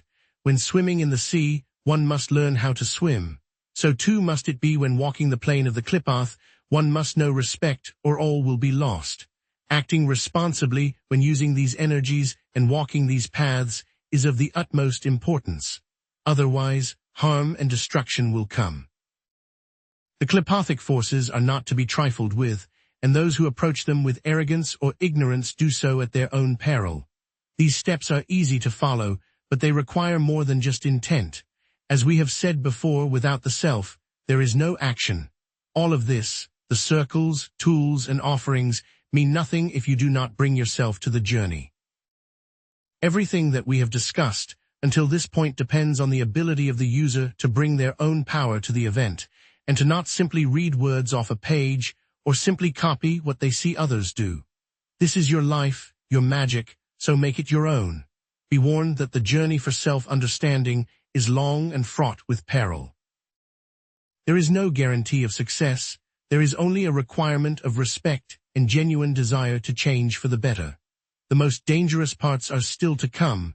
The trials are beyond what we have spoken of, and success will not come to those who do not have the will to see their plan come to fruition. But how can one truly measure the forces they will be up against, and what lurks in the deepest shadow? We have come far, fellow mystics, traversing the realms of history, symbolism, and practical application. But the journey has just begun, for true mastery requires more than just accumulating knowledge. What we now need to do is to get tested, to face the music, and to see if you can walk the walk. The KLIPPOTHic path requires more than just making a circle and performing incantations. It will require that you face moral ambiguities, that you find strength where you have never looked, and that you embrace the responsibility to make choices that will define who you are for eternity. In this section, we will walk through scenarios, dissecting challenges and potential reactions. Remember, there is no perfect answer, there is only intent and what comes from within. Each situation will demand careful consideration, forcing you to confront your deepest values and make difficult choices. Are you ready to face the gauntlet? One of the biggest tests you will face on this path is the test of moral ambiguity, where no choice is a good one, and what you believe is right will not align with what will occur. These are the moments that truly test your resolve, forcing you to navigate the murky waters of ethical compromise. Imagine this: one of your closest friends comes to you and asks to help them place a curse on another person who wronged them. You may want to help your friend, driven by loyalty and compassion, but is it moral? What could happen if you do? What if you do not? You may think that it is always right to stand by your friends, but does that mean that you are now right to harm another? You may be compassionate to them, but are you simply acting as a tool? Are you enabling their destructive impulses? What is the intent? What is the potential blowback, not only on the target of the curse, but on your friend and yourself? What must be done to mitigate the potential harm? Do you refuse, risking the friendship, or do you participate, compromising your own ethical code? This is the crucible of moral ambiguity, where the lines between right and wrong blur, and the consequences of your actions ripple outwards in unforeseen ways. At the end of the day, this will show who you are as a person. Your intent is all that matters. As long as you truly believe that what you are doing is correct, the universe will align to see you succeed. But how can you be certain that your intentions are pure? How can you be sure that you are not simply rationalizing your own desires or prejudices? This is the challenge of the KLIPPOTHic path, to constantly question your motives, to examine your conscience, and to strive for a deeper understanding of yourself and the world around you. It is not about finding easy answers, but about embracing the complexity of existence and making choices that are aligned with your highest values, even when those choices are difficult or unpopular. While it may be easy to discuss what you would do in a moral setting, it is much harder to face yourself and the truth of your potential actions. To be human is to have a dark side, To be a KLIPPOTHic explorer is to face it and to understand it. The journey into the KLIPPOTH is not just about confronting external forces, but about confronting the internal darkness that resides within each of us. This darkness, often referred to as the shadow self, encompasses all the aspects of our being that we have repressed, denied, or rejected: our fears, our insecurities, our anger, our envy, our lust. Consider this: a person that caused you great pain and suffering suddenly reappears in your life. They seek forgiveness for their actions. It would be easy to simply deny them, to shut them out and cling to your resentment, but what would that do for you? Does closure simply mean that you can move on, burying the past and pretending it never happened? Or does it mean facing the pain, making a conscious decision, and forever embracing that choice, whatever it may be? It would be easy to simply harm them as they harmed you. You may seek vengeance and walk a dark path, succumbing to the temptation to inflict pain and suffering on those who have wronged you. Or you may seek to show compassion, to offer forgiveness and understanding, but is that simply opening yourself up to be hurt again? How do you reconcile your need to protect yourself with your need to heal? How do you balance justice with mercy? And even more difficult, how do you balance compassion for others with love for yourself? At the end of the day, you must decide if you value justice or vengeance. You must decide if it is worth saving someone or if you are worth saving more. There is no easy answer, and it may haunt you for the rest of your life, but you must do what you believe is right. This is the crucible of the shadow self: to confront the darkest aspects of your own being and to choose, consciously and deliberately, to walk a path of light, even when the darkness beckons. Those who are deemed worthy have to make the hardest choice it comes down to if they are willing to embrace the dark and the light, the beauty and the ugliness, the pain and the pleasure. There will be times when you feel as though you can see the strings on the puppets of the world and can choose to direct them as you wish. As you delve deeper into the KLIPPOTHic realms, you may find yourself wielding a power that can reshape reality itself. But with this power comes a profound responsibility, a burden that can weigh heavily on the soul. Imagine this: if you are truly a master of yourself, you can see every way that the world can work, but you realize that there is only one path, and you must be the one to take it. In seeing this, you will likely know that this path will cost you everything: your friends, your loved ones, and the respect of the world. Would you take that path, to have the world see you as a tyrant, but know you are doing it for their betterment? Would you leave behind all those you hold dear to usher in a golden age? Would you throw away your morality to give those who don't deserve it a better life? Or would you squander that opportunity to live a simple life, knowing that your choices have condemned the world for centuries to come? Would you act in service, knowing that your actions might destroy those you love, becoming a pariah in the process? Or would you accept that you have all this strength, but choose to do nothing, content to live in ignorance and complacency? To walk a true path, you must decide. As difficult as it is, there is a right and a wrong decision. Do you act selflessly or selfishly? You are a product of your decisions. But what if the right decision is also the most painful? What if it requires you to sacrifice your own happiness, your own well-being, for the sake of others? These are the questions that haunt the KLIPPOTHic explorer, forcing them to confront the ultimate paradox of power, that true strength lies not in domination, but in service. There is no way for you to come out on top if you take a shortcut or run. Here are steps to take during and after these experiences to make sure that you come out for the better.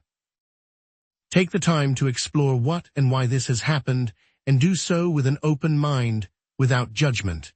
You must be ready to look at your decisions from all perspectives, to see how it impacts all of the players, not just yourself. This requires a deep level of self-awareness, a willingness to confront your own biases and prejudices, and the ability to empathize with others, even those who have wronged you. Lean on friends, lean on family, lean on counselors. Do whatever is needed to understand what was right and what was wrong. Seek, and it shall be given. It can be difficult to see the situation from all angles. Do not be afraid to seek assistance, for we all have our blind spots. Another person may notice something that you did not. The only way to grow is to look at your own reactions and actions and to figure out why it is that you did what you did. Take this knowledge and integrate it with your soul so that you never make that mistake again. This is the essence of shadow work, to integrate the dark aspects of your being into your conscious awareness, transforming them from sources of fear and shame into sources of strength and wisdom. These tests and trials are not easy, they are not meant to be. Embrace what it means to be tested and use that knowledge to grow. They are not obstacles to be avoided, but opportunities to be embraced. For it is through these trials that we forge our character, deepen our understanding, and ultimately transcend our limitations. Those who seek to only read of a war have never known battle. Those who only dream are not awake. Those who only seek knowledge do not understand it. Only those who put these concepts to action can truly be considered masters. Knowledge without action is a barren field, a potential unrealized. It is through the crucible of experience that knowledge is transformed into wisdom and potential into power. As you see, there is so much to learn, there is so much to do, but it is not without reward. By succeeding along this path, you will come to a point of understanding and the capacity to create a change that is immeasurable. What could happen if you give it your all? What change is bestowed on your very being? But we are not done yet. What we'll discover next is even more shocking, as we will take all we have learned and step into the plains with a reward that is beyond comprehension. As we draw the threads of our exploration together, fellow mystics, and reflect upon the shadows we've traversed, it becomes clear that our journey into the KLIPPOTH has been far more than just an academic exercise in esoteric knowledge. It has been an invitation to confront the hidden aspects of ourselves and the world around us. This is not a simple summary, but a synthesis, a weaving together of the complex strands we have uncovered to reveal a deeper understanding of the self, the cosmos, and the path to wholeness. In essence, the KLIPPOTH represent not inherent evil, but imbalances within the Sephirothic energies and the human psyche. They are distorted potentials, reflections of the shadows that lurk within us all. As we have explored, the importance of shadow work lies in the ethical exploration of these darker aspects, embracing the transformative power of integrating them into a balanced understanding of reality. It's not about banishing the darkness, but about understanding it, accepting it as a part of ourselves, so that its power can be harnessed for the greater good. The interconnection between individual and collective shadows highlights how understanding the KLIPPOTH can contribute to both personal and societal healing, allowing us to move towards a more complete and integrated existence.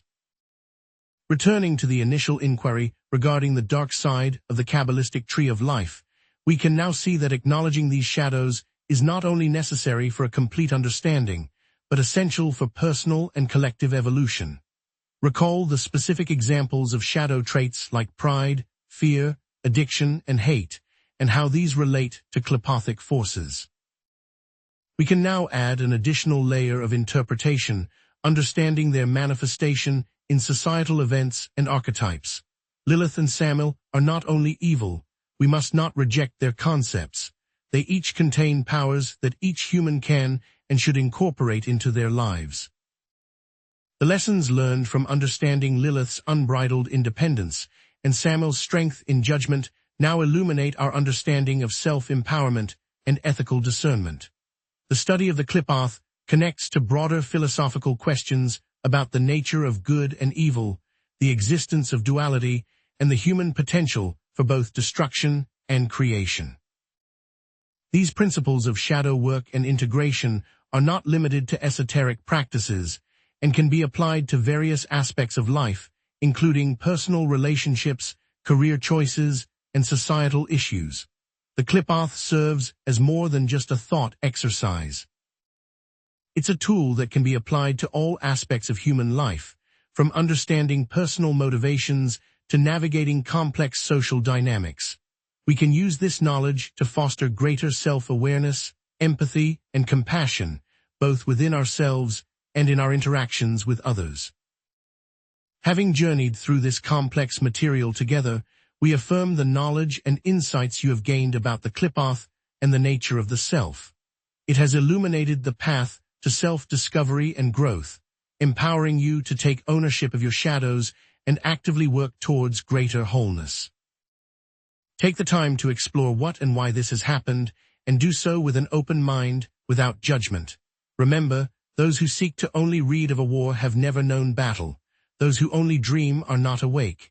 Those who only seek knowledge do not understand it. Only those who put these concepts to action can truly be considered masters. The path to enlightenment is not about banishing the darkness, but accepting it as part of yourself so that its power can then be harnessed for the greater good. This is not an easy task. There will be many hardships along the way, and some may fall, but all of those who get back up will reach their goals. This journey is not without reward. By embracing the journey, we return to the light with our heads held high. By succeeding along this path, you will come to a point of understanding and the capacity to create a change that is immeasurable. With this, there is a new life and a new journey. We encourage you to reflect on your own shadows, explore the techniques discussed, and challenge your own assumptions about the nature of good and evil. Share your thoughts in the comments below, fellow mystics. As always, I am eager to hear your insights. If you want to delve deeper into the world of ancient wisdom and esotericism, be sure to like, share, and subscribe to the channel for more insightful videos. If you would like to support my mission to unearth and decipher the forgotten teachings of the ancient mysteries and the encrypted knowledge of Western esotericism, you can support the channel by joining our Patreon study group or by making a donation via PayPal. The link is in the description below. Through this exploration, we have provided a framework for understanding the often misunderstood dark side of Kabbalah and have offered tools for safe and constructive engagement with these energies. Understanding and integrating the KLIPPOTH is an essential step toward personal and collective transformation. There is so much potential and so many places to walk. Embrace all that comes with thought, compassion, and the resolve to see it through. So it is.